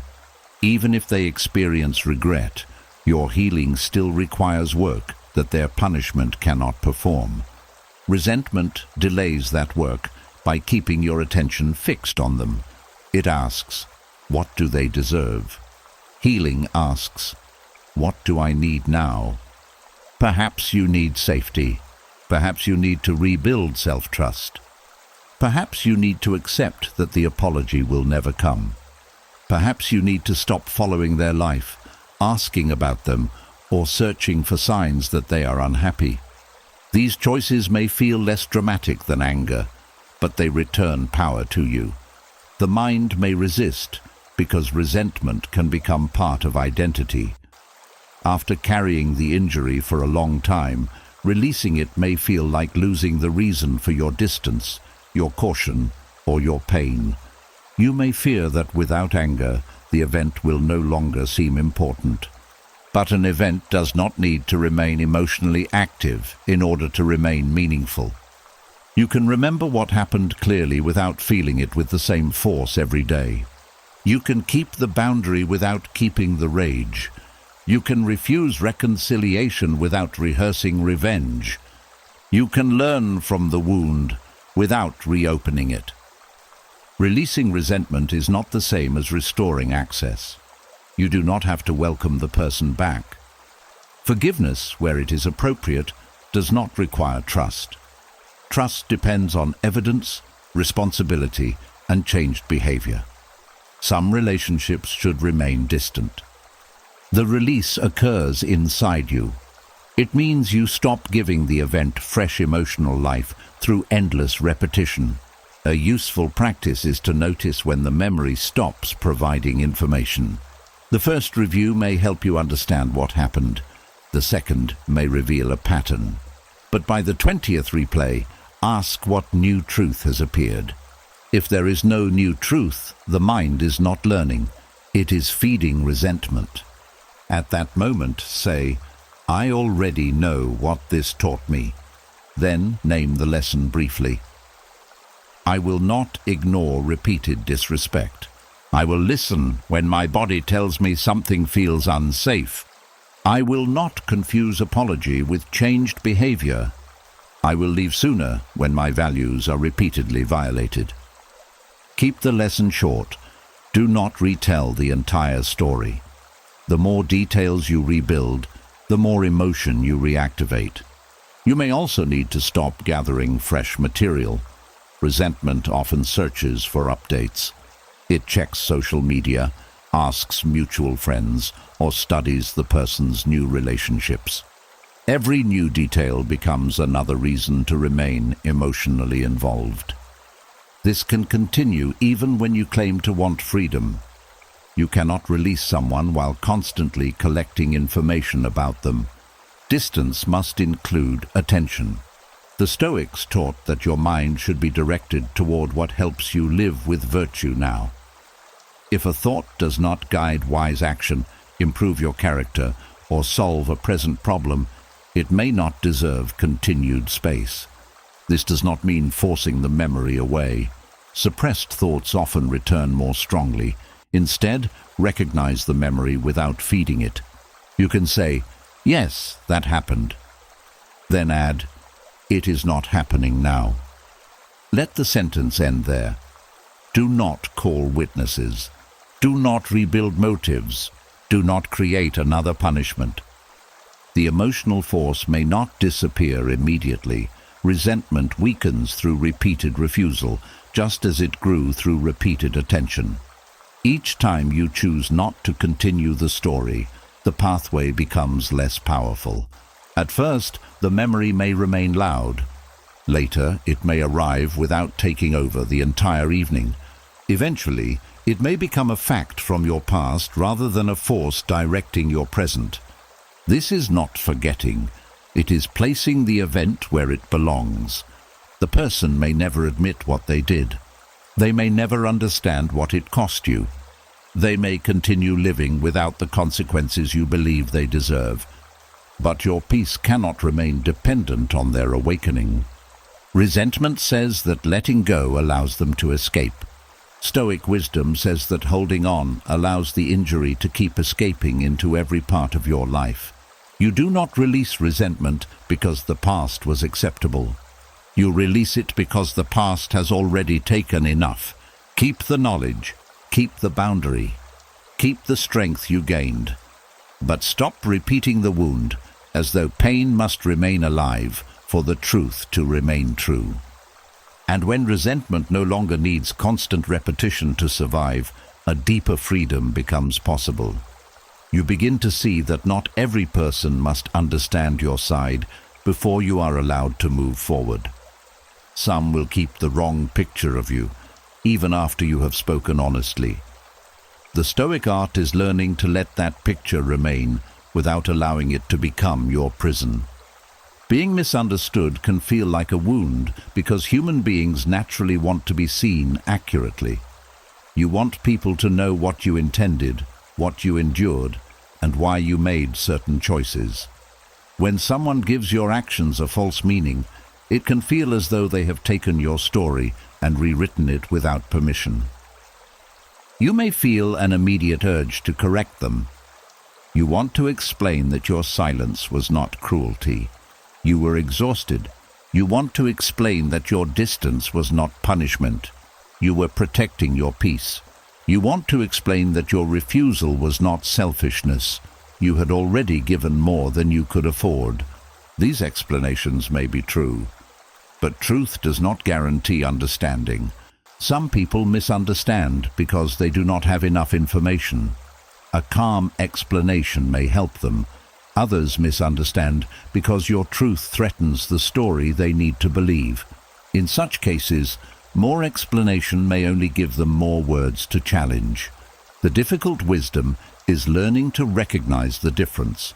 When someone genuinely wants clarity, they ask questions. They allow you to finish. They consider information that does not support their first opinion. They may still disagree, but they show a willingness to understand how you reached your decision. A person committed to misunderstanding behaves differently. They interrupt before your explanation is complete. They ignore facts that make their position weaker. They change the subject when you answer one accusation. They treat every clarification as another chance to prosecute you. The problem is no longer communication. It is resistance. You cannot force openness into a mind that has chosen closure. The Stoics taught that other people's judgments belong outside your direct control. You can choose your words, tone, honesty, and conduct. You cannot choose how another person receives them. Their interpretation passes through their expectations, insecurities, memories, and personal interests. You can speak clearly and still be heard badly. You can act kindly and still disappoint someone. You can set a fair boundary and still be called unfair by the person who benefited from your lack of one. This does not mean you should stop caring about how you affect others. Stoicism is not indifference. It asks you to examine yourself carefully before dismissing another person's view. Ask whether your message was clear. Ask whether your timing was wise. Ask whether pain made your tone harsher than necessary. Ask whether you are calling yourself misunderstood because you do not want to accept fair criticism. This self-examination protects you from using Stoic language to defend pride. Sometimes another person understands you correctly and has simply noticed something you do not want to face. Perhaps you called your behavior honesty, but it was cruelty without restraint. Perhaps you called it self-respect, but it was punishment. Perhaps you called it independence, but it was fear of receiving help. Wisdom must remain open to correction. However, once you have looked honestly at your conduct, accepted what is true, corrected what is wrong, and explained what needed explanation, your responsibility reaches a limit. Beyond that limit, the desire to be understood can become a form of surrender. You begin allowing another person's interpretation to control your decisions. You soften necessary boundaries so they will not call you difficult. You remain in unhealthy situations so they will not describe you as disloyal. You keep saying yes because you cannot bear being remembered as selfish. Soon, your life is no longer guided by reason. It is guided by the fear of someone else's opinion. This is the hidden price of refusing to be misunderstood. To protect your image in another person's mind, you may sacrifice your reality. The Stoic art is not enjoying misunderstanding, it is tolerating it when living truthfully requires it. There will be moments when your growth disappoints people who were comfortable with your old behavior. The person who depended on your silence may call your honesty disrespectful. The person who expected endless access may call your privacy secretive. The person who enjoyed your lack of limits may call your boundaries a change in character. In one sense, they are correct. You have changed. You are no longer playing the role that served them. Their misunderstanding may not come from ignorance. It may come from loss. They are losing the version of you who was easier to control, predict, or depend upon. Calling your growth selfish allows them to avoid asking whether their expectations were fair. You cannot solve this by explaining more. Sometimes understanding would require them to admit that the old arrangement benefited them at your expense. They may not be ready to face that truth. Letting them misunderstand you does not mean accepting their description as accurate. It means allowing them to hold it without entering an endless campaign to change it. You can say, "They believe I abandoned them. I know I left after repeated attempts to repair the situation." You can say, "They believe I became cold. I know I stopped offering emotional access where it was being misused." You can say, "They believe I am selfish. I know I finally included my own well-being in the decision." These statements do not attack the other person. They simply return you to what you have carefully examined. The practice becomes harder when the person matters deeply to you. Being misunderstood by a stranger may be uncomfortable. Being misunderstood by a parent, partner, sibling, or close friend can feel like losing a part of your history. You may think, after everything we shared, how can they see me this way? But closeness does not always create accurate understanding. Sometimes familiarity creates fixed expectations. A person becomes attached to an earlier version of you and struggles to accept anything that no longer fits it. They remember you as the one who forgives quickly, the one who never says no, the one who returns after every argument, the one who absorbs discomfort to keep everyone calm. When you change, they may not see growth. They may see betrayal of the role they assigned you. The Stoic response is patience without self-abandonment. You do not need to attack them for failing to understand. You do not need to punish them with coldness. You can leave the door open to a respectful conversation while refusing to stand in the doorway forever. You may say, "I understand that you see this differently. I have explained my decision and it remains the same." This sentence holds both respect and firmness. It does not demand agreement. It does not invite another trial. It accepts that two people may leave the same event carrying different meanings. The ego finds this difficult because it wants a clean ending. It wants both people to agree on what happened, who was responsible, and why the decision was necessary. But many endings are not clean. One person may leave feeling protected. The other may leave feeling rejected. One may see a boundary. The other may see punishment. Both experiences can exist, but they do not carry equal authority over your choices. You can acknowledge another person's feelings without accepting their conclusion. You can say, "I understand that my decision hurt you," without saying, "Therefore my decision was wrong." You can say, "I regret that this caused pain," without promising to return to the situation that caused yours. Compassion does not require surrender. This is an important Stoic balance. You are not becoming hard. You are learning to respect another person's emotional experience while remaining responsible for your own judgment. Letting yourself be misunderstood also requires giving up the fantasy that your goodness must always be visible. Sometimes the most principled decision will look unkind to people who do not know the full situation. You may refuse to lend money because repeated rescue has prevented someone from taking responsibility. You may end contact because private conversations have become harmful. You may decline a family demand because meeting it would damage your health, work, or peace. From the outside, these choices may seem harsh. You may never be able to reveal every private detail without betraying someone's confidence or exposing parts of the story that should remain private. In such moments, you must decide whether you need public innocence more than private integrity. A disciplined person can carry temporary misunderstanding rather than betray what should remain protected. The Stoics valued doing what was right, even when no applause followed. Virtue loses its meaning if it depends entirely on being praised. If you act justly only when everyone recognizes your justice, then reputation, not principle, is governing you. True character may require you to remain quiet while someone tells an incomplete story. This does not mean allowing serious falsehoods to damage lives without response. If a lie threatens your safety, work, legal position, or another person's well-being, correcting it may be a duty. Facts should be preserved, proper channels should be used, and clear communication may be necessary.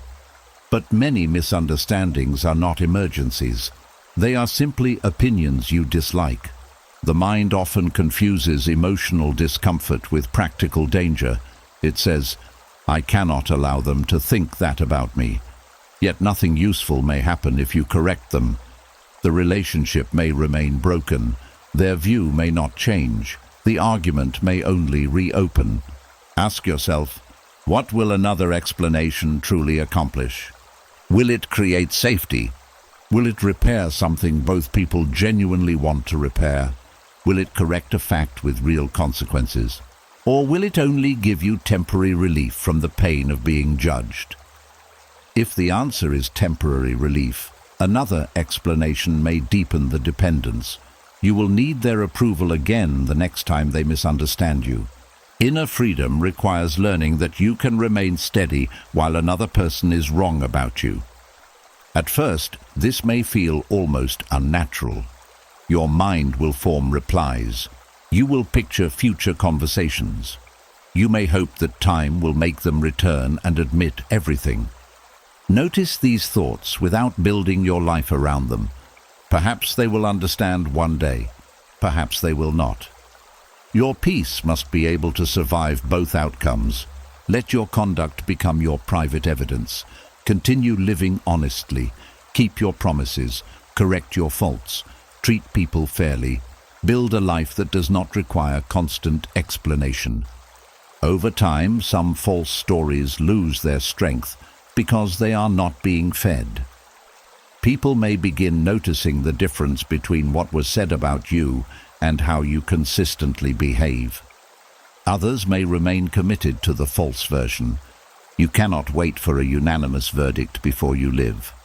The art of letting someone misunderstand you is not a single decision. It is a practice repeated each time the urge to defend yourself appears. You feel the discomfort. You examine whether action is truly required. You speak once if truth has a useful purpose. Then you return to your own path. You stop turning their confusion into your permanent responsibility. You stop trying to become innocent inside every mind.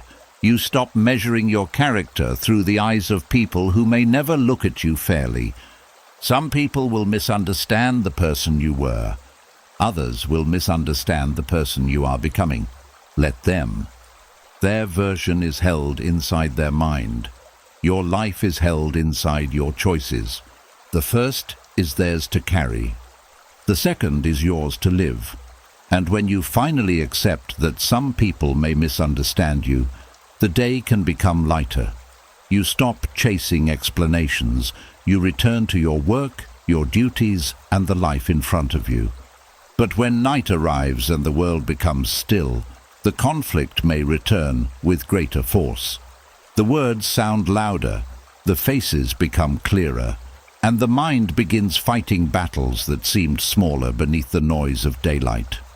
Night removes many of the distractions that protect you from your own thoughts. During the day, attention is divided. There are messages to answer, places to go, tasks to complete, and people who need something from you. Even when an argument remains in the background, the mind must keep moving between different demands. It cannot give the memory its full energy. At night, those demands begin to disappear. The room becomes quiet. The phone stops ringing. There is no conversation to follow, and no practical task urgent enough to hold your attention. The conflict that waited silently all day now finds an open space. This does not mean the argument has suddenly become more important. It means there is less competition for your awareness. The mind often mistakes this increased attention for increased truth. Because the memory feels more intense at night, you may believe you have discovered something important that must be solved immediately. A small uncertainty becomes a serious question. One regretted sentence begins to feel like proof that everything went wrong. But intensity is not always insight. A tired mind does not examine events in the same way a rested mind does. When you are exhausted, emotional balance becomes harder. Patience becomes weaker. Uncertainty feels more threatening. The mind is more likely to reach absolute conclusions because it lacks the energy to hold complexity. You may begin thinking, "They never respected me." Then, "No one respects me." Then, "I will always be treated this way." The mind moves from one event to your entire life within minutes. At midday, you might recognize these thoughts as exaggerations. At midnight, they may feel undeniable. This is one reason the Stoic discipline of delaying judgment becomes so valuable at night. Not every thought deserves a verdict when the mind is tired. Some questions should be carried into daylight before they are believed. You can remind yourself, "This feels urgent because I'm exhausted, not because it must be solved now." That sentence protects you from turning fatigue into philosophy. Night also makes conflict stronger because the body is trying to become still while the nervous system may remain activated. The argument may have ended hours earlier, but your body may still be carrying its effects. Your breathing may remain shallow. Your muscles may hold tension. Your stomach may feel unsettled. Your heart may react when a certain sentence returns. The bed asks the body to rest, but the body may still believe it needs to watch for danger. This conflict between physical stillness and inner alertness can make thoughts feel trapped. During the day, nervous energy may be released through movement, speech, or activity. At night, that energy has fewer places to go, so the mind converts it into mental rehearsal. It begins planning what you will say tomorrow. It predicts what the other person may do. It reviews every detail in search of a threat you may have missed. The mind is not necessarily trying to torment you. It may be trying to complete the stress response. It wants certainty before allowing the body to rest. But certainty is rarely available in the middle of the night. You may not know whether the person will apologize. You may not know whether the relationship will recover. You may not know what they are thinking or what tomorrow will bring. Trying to force answers from uncertainty only keeps the system awake. The Stoic response is not to solve the entire conflict before sleeping. It is to recognize that rest is part of wise action. A tired mind is less prepared for tomorrow's conversation. A tense body is more likely to react sharply. A sleepless night does not create better judgment. It often makes the next conflict harder to manage. Rest is not avoidance. It is preparation for clearer thought. The mind may resist this because it fears forgetting something important. It may say, "If I do not work this out now, I will be unprepared tomorrow." Give it a safe place to leave the concern. Write down the one practical issue that needs attention. Keep it brief. Do not write the entire history. You might note, "Decide whether to respond tomorrow," or "State boundary calmly," or "Ask for clarification before assuming intention." Once the practical point is recorded, the mind no longer needs to hold it through repetition. Tell yourself, "This has been saved. I do not need to carry it all night." This simple act separates useful planning from emotional circling. Nighttime conflict is also intensified by loneliness. During the day, your identity is supported by activity and contact. You may speak with people who treat you normally. You may complete work that reminds you of your ability. You may receive small signs that life is larger than the argument. At night, the person who hurt you may become the only voice present. Their opinion begins sounding more important because no other voice is competing with it. A criticism that seemed unfair earlier may begin gaining authority. You start wondering whether they were right. You may feel pulled to contact them, not because the conversation would be healthy, but because the silence makes their absence feel powerful. This is why inner companionship matters. You must learn to remain with yourself without becoming another attacker. When the mind says, "You ruined everything," do not answer with another cruel judgment. Answer with fairness. Say, "I may have made mistakes, but I do not need to decide my whole worth tonight." When the mind says, "You should send a message now," respond, "A message sent from exhaustion may create more pain."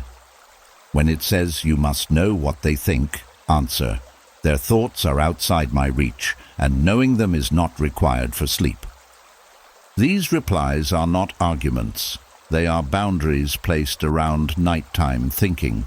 The goal is not to debate the mind until it becomes silent. That would create another rehearsal. The goal is to stop treating every thought as a question that requires a full answer. A brief acknowledgement is enough.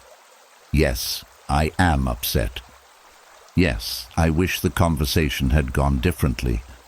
Yes, part of me is afraid of what happens next. Then return to the present body. Feel the bed supporting you. Notice the air entering and leaving your nose. Relax your tongue from the roof of your mouth. Release your hands. Allow the exhale to become slightly longer.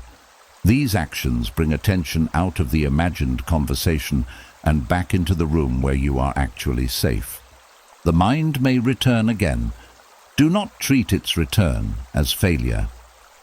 Nighttime rehearsal is often a well-practiced habit. The brain has learned that quiet means review time. It may automatically open old arguments as soon as the lights go out. Each time you notice and return to the present, you are teaching it a different routine. The change may be gradual. At first, you may spend an hour inside the argument before noticing. Later, you may notice after 10 minutes. Eventually, the first imagined sentence may be enough to remind you, "Not tonight." This is how discipline develops. Not through one perfect night, but through many small returns. It also helps to understand why certain conflicts appear more often than others. The mind usually does not rehearse every disagreement equally. It returns to situations that threatened something important. Perhaps the argument threatened your sense of belonging. Perhaps it touched an old fear of being rejected. Perhaps it left your future uncertain. Perhaps you felt unable to protect yourself. The nighttime replay may be showing you where the deeper wound exists. Do not try to heal that wound at the hour when your strength is lowest. Simply recognize it. This is not only about the words they said. This touched my fear of being abandoned. This is not only about the disagreement. I felt powerless. This is not only about being criticized. I am afraid that I am not enough. Naming the deeper fear can reduce the need to rebuild the full argument. The mind no longer has to use 10 scenes to communicate one pain. You can then promise that pain, proper attention, at a better time. Stoic practice includes choosing when and how to examine difficult thoughts. Wisdom does not mean allowing every concern to enter whenever it wishes. Just as you would not invite a shouting visitor into your room at midnight, you do not need to host every argument during the hours meant for restoration. Set a boundary with the mind. This deserves attention, but not now. The words "not now" are gentler and more believable than "never think about this again." The mind does not need to fear that you are ignoring the issue. It only needs to learn that nighttime is not the place for prosecution, planning, or emotional combat. There may also be nights when the argument is connected to a real risk or an urgent decision. In those cases, take the smallest useful action. Secure your safety. Save important information. Write down the next step. Contact appropriate support when necessary. Then stop extending practical concern into endless mental disaster. A real problem may require action. It does not require you to experience every possible outcome before morning. The Stoics prepared for difficulty by meeting reality as it arrived, not by forcing themselves to live through every feared future in advance. Night tells you that you must reach emotional certainty before you can rest. Stoic wisdom offers another path. You can rest without knowing how the conflict ends. You can sleep while someone remains angry. You can close your eyes without correcting their opinion. You can let tomorrow remain unwritten. The argument may still exist. The relationship may still be uncertain. There may still be words that need to be spoken. But this moment has a different duty.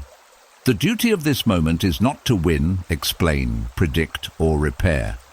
It is to allow the mind and body to recover enough to meet tomorrow with greater wisdom. Let the unanswered message remain unanswered until daylight. Let the final sentence remain unfinished. Let the mind discover that quiet is not a courtroom and darkness is not danger.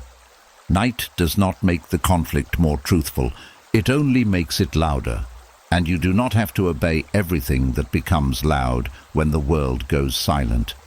And once the night becomes quieter, you may begin to notice something surprising.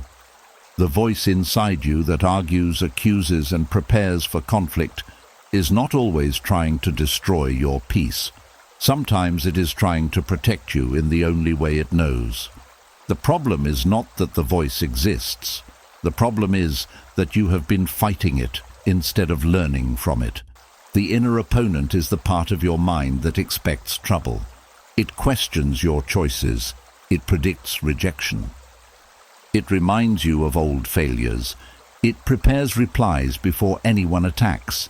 It tells you to stay alert because relaxing feels unsafe. At first, this voice may seem like an enemy. It interrupts calm moments. It turns simple situations into possible conflicts. It brings back words you thought you had released. You may become angry with yourself for thinking too much, feeling too much, or being unable to let things go. But attacking the inner voice usually makes it louder. When you say, "Why am I like this?" the mind hears another accusation. When you say, "I must stop thinking," it becomes more watchful.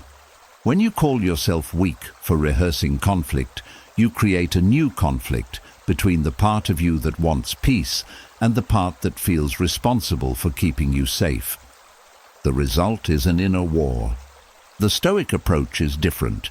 It does not ask you to obey every thought, but it also does not require you to hate the part of yourself producing it. Stoic discipline begins with observation. Instead of asking, "How do I silence this voice?" ask, "What is this voice trying to prevent?" Perhaps it is trying to prevent humiliation. Perhaps it is trying to prevent another betrayal. Perhaps it is trying to stop you from freezing during conflict. Perhaps it is warning you not to trust too quickly.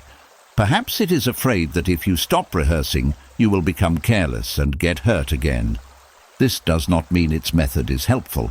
A guard can become so frightened that it sounds the alarm when no danger is present. But the alarm is still carrying information. The inner opponent often points toward wounds that have not yet been understood. If your mind constantly prepares for criticism, perhaps criticism once came without warning. If you rehearse explanations before making simple decisions, perhaps your choices were often questioned. If you expect people to misunderstand you, perhaps someone important repeatedly refused to listen. If you prepare for abandonment after every disagreement, perhaps silence once meant that love was being withdrawn. The thought may be unreasonable in the present, but it may have been learned through a real experience. This is where the opponent becomes a teacher. It teaches you what your nervous system still fears. It reveals where your trust is weak. It shows which situations make you feel powerless. It uncovers beliefs you may have carried for years without naming them. The lesson is not, every fear is true.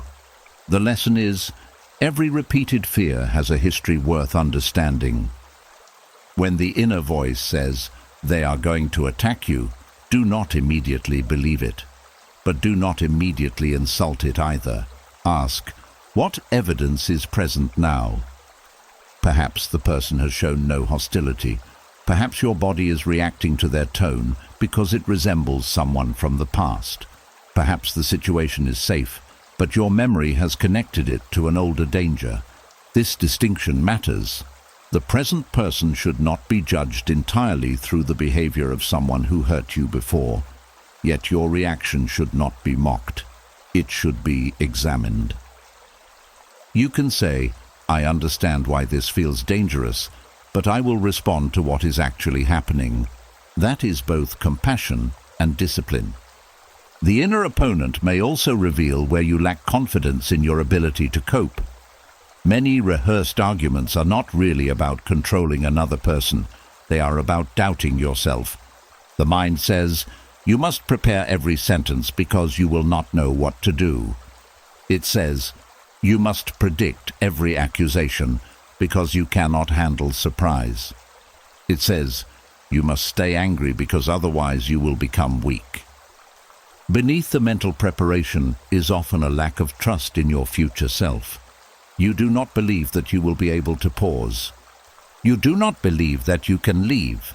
You do not believe that you can survive being misunderstood. So the mind tries to solve every possible situation in advance. The teacher hidden inside this pattern is showing you what needs to be strengthened. Perhaps you need to practice saying, I need time to think. Perhaps you need to learn that you can end a conversation when it becomes disrespectful. Perhaps you need to trust that not having an immediate answer does not make you powerless. Perhaps you need to prove to yourself, through action, that you can protect your peace without rehearsing every battle. Real confidence grows from lived experience. Each time you pause instead of reacting, you teach the mind that you can handle pressure. Each time you set a boundary without over-explaining, you teach it that your decisions can survive disapproval. Each time you allow someone to misunderstand you without chasing them, you show yourself that discomfort is not destruction.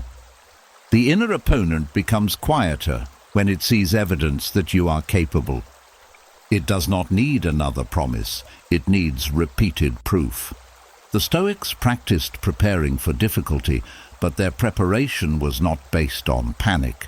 They reminded themselves that people could be rude, selfish, impatient, or unfair. Then they focused on the qualities they wanted to keep. They did not ask, how can I prevent every insult? They asked, how will I protect my character if insulted? They did not ask, how can I force everyone to act reasonably? They asked, how can I remain reasonable when others are not? This transforms the inner opponent from a creator of disasters into a source of useful questions. When it predicts conflict, ask what principle you want to carry. When it fears rejection, ask whether your worth depends on one person's approval. When it expects betrayal, ask what boundaries and evidence should guide trust. When it warns that you may lose control, ask what signs in your body tell you to pause. You are taking the energy of fear and turning it toward preparation that has a real purpose. There is another lesson hidden inside the opponent. It often exposes the parts of yourself you reject. Perhaps you hate the fact that you become emotional during conflict. You may judge yourself for crying, freezing, or losing your words. The inner voice reminds you of these moments because you have not made peace with your human limits. You want to be the person who always responds calmly, the person who always has the perfect answer, the person who never feels wounded by another person's opinion. But this person does not exist. Stoic strength is not emotional perfection. It is the ability to return to wise action after emotion appears. You may feel fear and still set a boundary. You may feel hurt and still avoid cruelty. You may need time before speaking and still be courageous. You may become overwhelmed and still repair the situation later. The inner opponent can teach humility. It reminds you that you are not beyond being affected. You are a human being with memories, sensitivities, and limits. Humility does not mean accepting defeat. It means working with reality rather than demanding that you become invulnerable. The voice may also point toward values that matter deeply to you. If you become upset when someone lies about you, perhaps honesty is important to you. If you feel disturbed by unfair treatment, perhaps justice matters. If you fear being misunderstood, perhaps clear connection is something you value. The problem begins when the mind turns a value into a demand. Honesty matters, but you cannot force every person to tell the truth. Justice matters, but not every wrong will receive visible consequences. Understanding matters, but not everyone will understand you. The teacher shows you the value. Stoic wisdom teaches you how to live it without demanding control over the world. You can remain honest, even when lied about. You can act justly, even when treated unfairly. You can communicate clearly even when someone refuses to listen. This is how a value becomes character rather than anxiety. The inner opponent may continue returning with the same warning. Do not expect one conversation with yourself to change a habit built over years. Each appearance is another chance to practice. You might say, "Thank you for trying to protect me. I will check the facts now." This may sound unusual, but it changes your relationship with the thought. You are not surrendering to it. You are acknowledging its purpose while choosing a wiser method. Then examine the present. Is there a real threat? Is there a practical action? Is a boundary needed? Or is the mind repeating an old strategy in a new situation? If action is needed, take it. If no action is needed, let the alarm pass without building a full argument around it. The opponent becomes a teacher only when you stop allowing it to become a ruler. You listen for information. You do not hand it authority. You respect the fear. You do not let fear write the future. You accept that the voice may have been formed to protect you. You also accept that you are now capable of choosing better protection. Over time, the inner conflict changes. The voice may still say, "Be careful." But instead of responding with panic, you answer with awareness. It may say, "They may misunderstand you." You answer, "I can survive that." It may say, "You may not know what to say." You answer, "I can pause." It may say, "This could end badly." You answer, "I will meet reality when it arrives." The voice does not need to disappear for you to become free. Freedom begins when you no longer confuse its warnings with commands. The part of you that rehearsed arguments was trying to give you control. Now it can teach you where control is missing, where trust must be rebuilt, and where courage needs practice. Do not destroy the inner opponent. Listen carefully enough to discover what it came to teach. Then thank it for the warning, take the lesson, and let wisdom decide what happens next. And once the inner opponent becomes a teacher instead of a ruler, you begin to notice where much of its energy has been going. It has been helping you prepare long speeches for people who have already decided not to listen.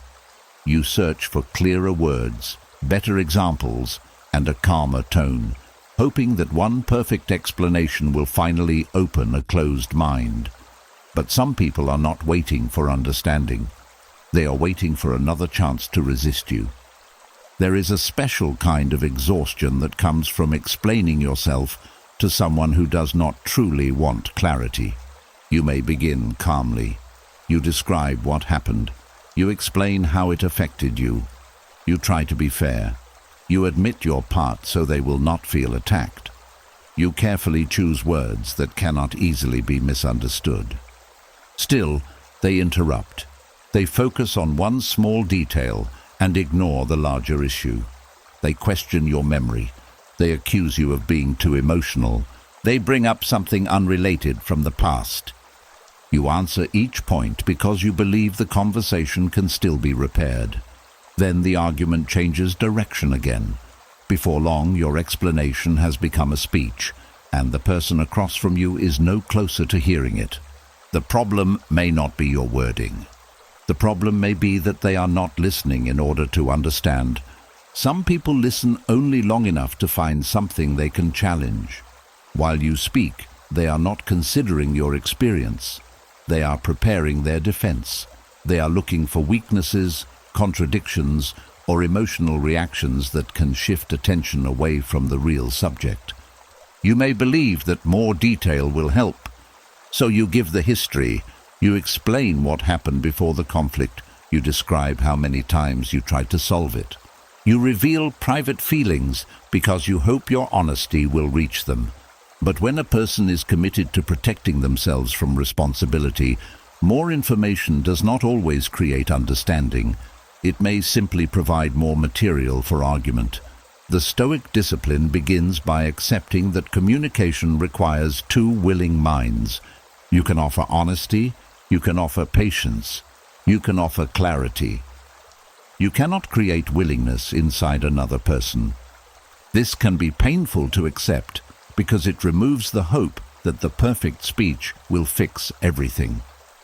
The mind wants to believe that misunderstanding is only a language problem. It says that if you explain your reasons more carefully, the other person will finally see your heart. Sometimes this is true. Good people can misunderstand each other. Emotions can interfere. Poor timing can make a useful conversation fail. A second attempt, made with greater calm, may bring real understanding. But there is a difference between someone who is struggling to understand and someone who is refusing to understand. A struggling listener may ask questions. They may disagree, but they allow you to finish. They may become defensive, yet later return and consider what you said. They may admit when part of your message makes sense. A refusing listener has a different pattern. Every explanation becomes another accusation against you. Every example is dismissed. Every feeling is debated. Every boundary is treated as an invitation to negotiate. You leave each conversation feeling that you must prepare an even better speech for next time. This cycle can continue for years. You begin believing that the failure belongs to you. Perhaps you were not clear enough. Perhaps you spoke at the wrong time. Perhaps your tone sounded too harsh. Perhaps you should write a long message so they can read it without interruption. You keep improving the delivery while ignoring the evidence that the receiver does not want the message. The Stoics taught that wisdom includes recognizing limits. Effort is not always virtuous simply because it is effort. Repeating an action that produces the same damage can become a refusal to accept reality. There comes a point when continued explanation is no longer patience. It becomes self-abandonment. You abandon your time by spending hours preparing words that will not be considered. You abandon your emotional safety by revealing more of yourself to someone who uses vulnerability against you. You abandon your judgment by assuming their refusal must mean your explanation is incomplete. You abandon your peace by keeping the conversation active long after its pattern is clear. This does not mean you should become silent whenever communication feels difficult. Important relationships require effort. People need opportunities to learn, apologize, and change. But effort should be guided by evidence. Ask what happens when you speak honestly. Does the person show curiosity? Do they take responsibility for any part? Do they remember what you have already explained? Does the conversation move toward a decision? Or do you keep returning to the same starting point? A conversation that never moves may not need a longer speech. It may need a boundary. Perhaps the clearest sentence is, "I have already explained this." Perhaps it is, "I am willing to talk when we can stay with the actual issue." Perhaps it is, "You do not have to agree, but my decision is final." These statements may feel too simple because the mind has become used to building entire cases. It believes length creates strength. But when the issue has already been explained, length often weakens the boundary. Every extra reason becomes something the other person can challenge. Suppose you say, "I cannot attend because I need to rest. I have work tomorrow. I have not been feeling well, and I have several things to finish." A person who respects you may accept this. A person who does not may answer every reason. "You can rest later. Work is not until tomorrow. You look fine. Those tasks can wait." Soon, you are defending each part of your explanation as though your decision requires their approval. A simpler answer protects you better. "I will not be able to attend." The mind may fear that this sounds cold. It may begin preparing a speech to prove that you are still kind. But kindness does not require endless justification. A respectful refusal can remain a refusal even when someone is disappointed. This is especially difficult when you are speaking to someone whose approval matters to you. You may continue explaining because you hope they will finally say, "I understand." You may be trying to receive more than agreement. You may want them to recognize your pain. You may want them to admit they misjudged you. You may want them to see that your boundary was not an attack. These needs are human. But if the person repeatedly shows that they cannot meet them, continuing to speak may deepen the wound.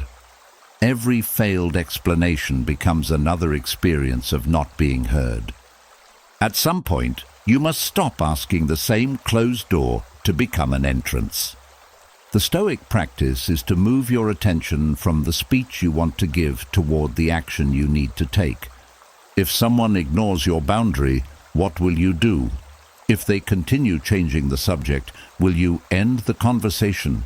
If they refuse responsibility, will you stop seeking an apology from them?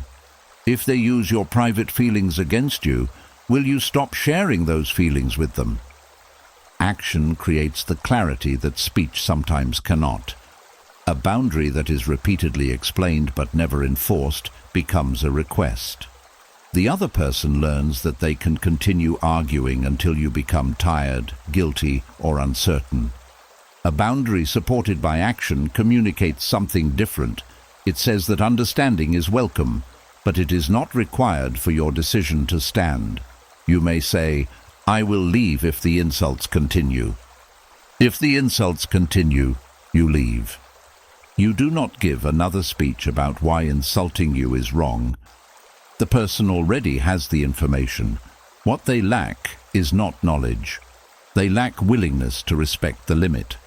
This is where self-trust becomes important. People often over-explain because they do not fully trust their own judgment. They hope that by presenting enough reasons, The other person will approve the decision and remove their doubt. But a decision does not become wise only because another person accepts it. You must learn to examine your reasons privately, carefully, and honestly. Once you know the choice is aligned with your values, you can communicate it without placing it on trial. The mind may still prepare speeches afterward. It may create the conversation where the other person finally listens. You explain everything, their face changes, and they admit that you were right. Notice what the fantasy is giving you. Perhaps it gives you the feeling of being valued. Perhaps it gives you the apology that reality has withheld. Perhaps it gives you control over a relationship where you felt powerless. The speech is not only about communication. It is trying to repair an emotional wound. That wound deserves care, but not through an audience that refuses to listen. You may need to speak with someone safe who can hear the full story without using it as a weapon. You may need to write what you wanted to say, not to send it, but to understand your own feelings. You may need to grieve the fact that this person cannot offer the kind of conversation you hoped for.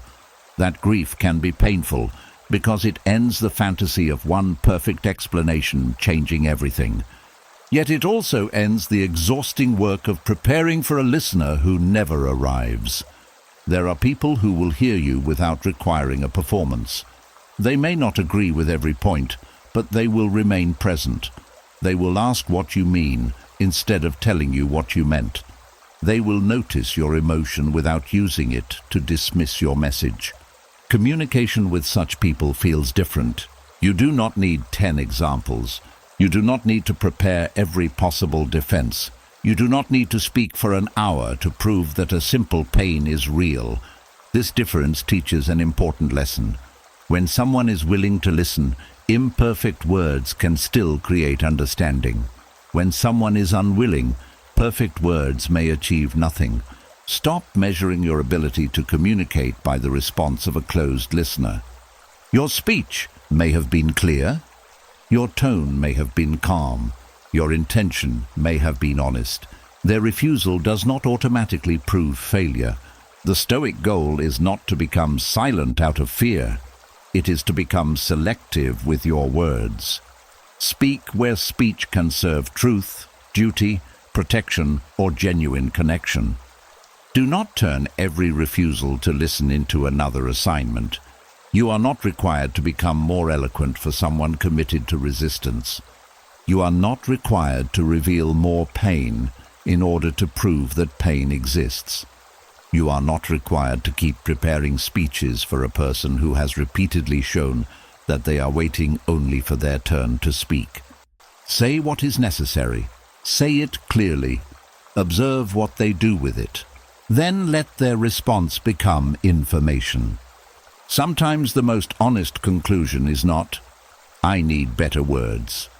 It is, "This person is not available for the conversation I keep trying to have." Once that truth is accepted, the speeches begin to shorten. The imaginary audience disappears. The mind no longer spends the night searching for the sentence that will force understanding. You stop speaking to win access to a closed mind. And you begin saving your voice for the people, decisions, and parts of your life that can truly hear it. And once you stop preparing speeches for people who are unwilling to listen, the mind may reduce the speech to one sharp sentence. It begins searching for the perfect comeback, the line that would expose the other person, restore your pride, and finally make the old moment feel complete. Yet the sentence that seems powerful in your imagination can quietly keep you emotionally chained to the person you want to overcome. The perfect comeback usually arrives too late. It appears hours after the disagreement, when your breathing has slowed and your thoughts are clearer.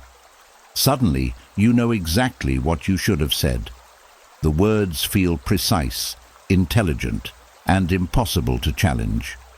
You picture yourself delivering them calmly while the other person falls silent. For a brief moment, this fantasy brings relief.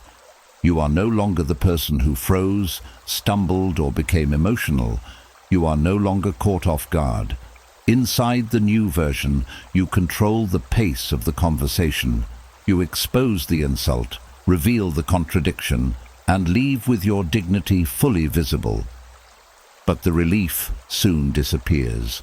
The real conversation remains unchanged. The other person did not hear the sentence. They did not admit defeat. The moment did not transform. So the mind creates another comeback, then another, hoping one of them will finally produce the emotional ending reality refused to give. This is the trap. The comeback appears to be about words, but beneath it is usually a deeper need. You may want to recover the power you felt you lost. You may want proof that you were not foolish. You may want the other person to regret underestimating you. You may want to erase the shame of standing there without an answer. The mind says, "If I had spoken better, I would feel better." But the pain may not have come from poor wording. It may have come from being disrespected, rejected, embarrassed, or treated unfairly. A clever sentence cannot always repair those wounds. The Stoics understood that another person's behavior cannot lower your character unless you allow it to direct your own. When someone speaks cruelly, the greatest danger is not that you fail to defeat them verbally. The danger is that their lack of discipline awakens the same lack of discipline in you. A perfect comeback often feels powerful because it promises emotional revenge without physical action. You hurt them with words inside your imagination. You make them feel exposed, ashamed, or small. Their pain becomes proof that your dignity has been restored. Yet dignity does not grow from reducing another person. If your strength depends on making them feel weaker, then they still control the measure of your worth. You need their imagined defeat before you can feel whole. Even in fantasy, your peace remains dependent on their reaction. Real self-respect does not need an audience becoming speechless. It is possible to speak brilliantly and still lose control of yourself. It is also possible to say very little and remain completely grounded. The difference lies not in how impressive the response sounds, but in whether it serves a wise purpose. Before delivering any comeback, real or imagined, ask what you want the sentence to accomplish. Will it clarify a fact? Will it protect a boundary? Will it end harmful behavior? Will it help two people understand each other? Or is it designed only to cause the other person emotional pain? The answer reveals whether the words come from reason or wounded pride. A useful response may still be firm. Stoicism does not require you to accept disrespect quietly. You can say, "Do not speak to me that way." You can say, "That statement is not true." You can say, "This conversation is over if the insults continue." These are not comebacks. They are clear decisions. A comeback attacks the person. A boundary addresses the behavior. A comeback seeks applause, regret, or defeat. A boundary states what you will accept and what you will do next. The two can sound equally strong, but they lead to very different inner states. After delivering a cruel comeback, you may feel a quick rush of satisfaction. Later, the mind may begin reviewing your own words. You wonder whether you went too far. You prepare explanations for why you said them. The first argument creates a second one, and the search for relief produces another source of regret. This is one unseen cost of verbal revenge. It can make you resemble the behavior that originally disturbed you. Someone insults you, so you search for their weakest point. Someone exposes you publicly, so you reveal something private. Someone questions your intelligence, so you attack their insecurity. The exchange may feel balanced, but your character has been pulled into their method. Marcus Aurelius repeatedly reminded himself not to become like those who acted badly. This is one of the hardest forms of strength. It means refusing to borrow cruelty simply because cruelty has been used against you. The other person's behavior belongs to them. Your response becomes part of you. The perfect comeback fantasy can also hide fear about future conflict. You believe that having a sharp response will protect you from being humiliated again. You begin collecting clever lines, imagining possible insults, and preparing ways to reverse them. But memorized replies do not create deep confidence. They can make you dependent on performance. You feel safe only when you believe you can outthink or outtalk the other person. Then, whenever an unexpected comment arrives, the old fear returns.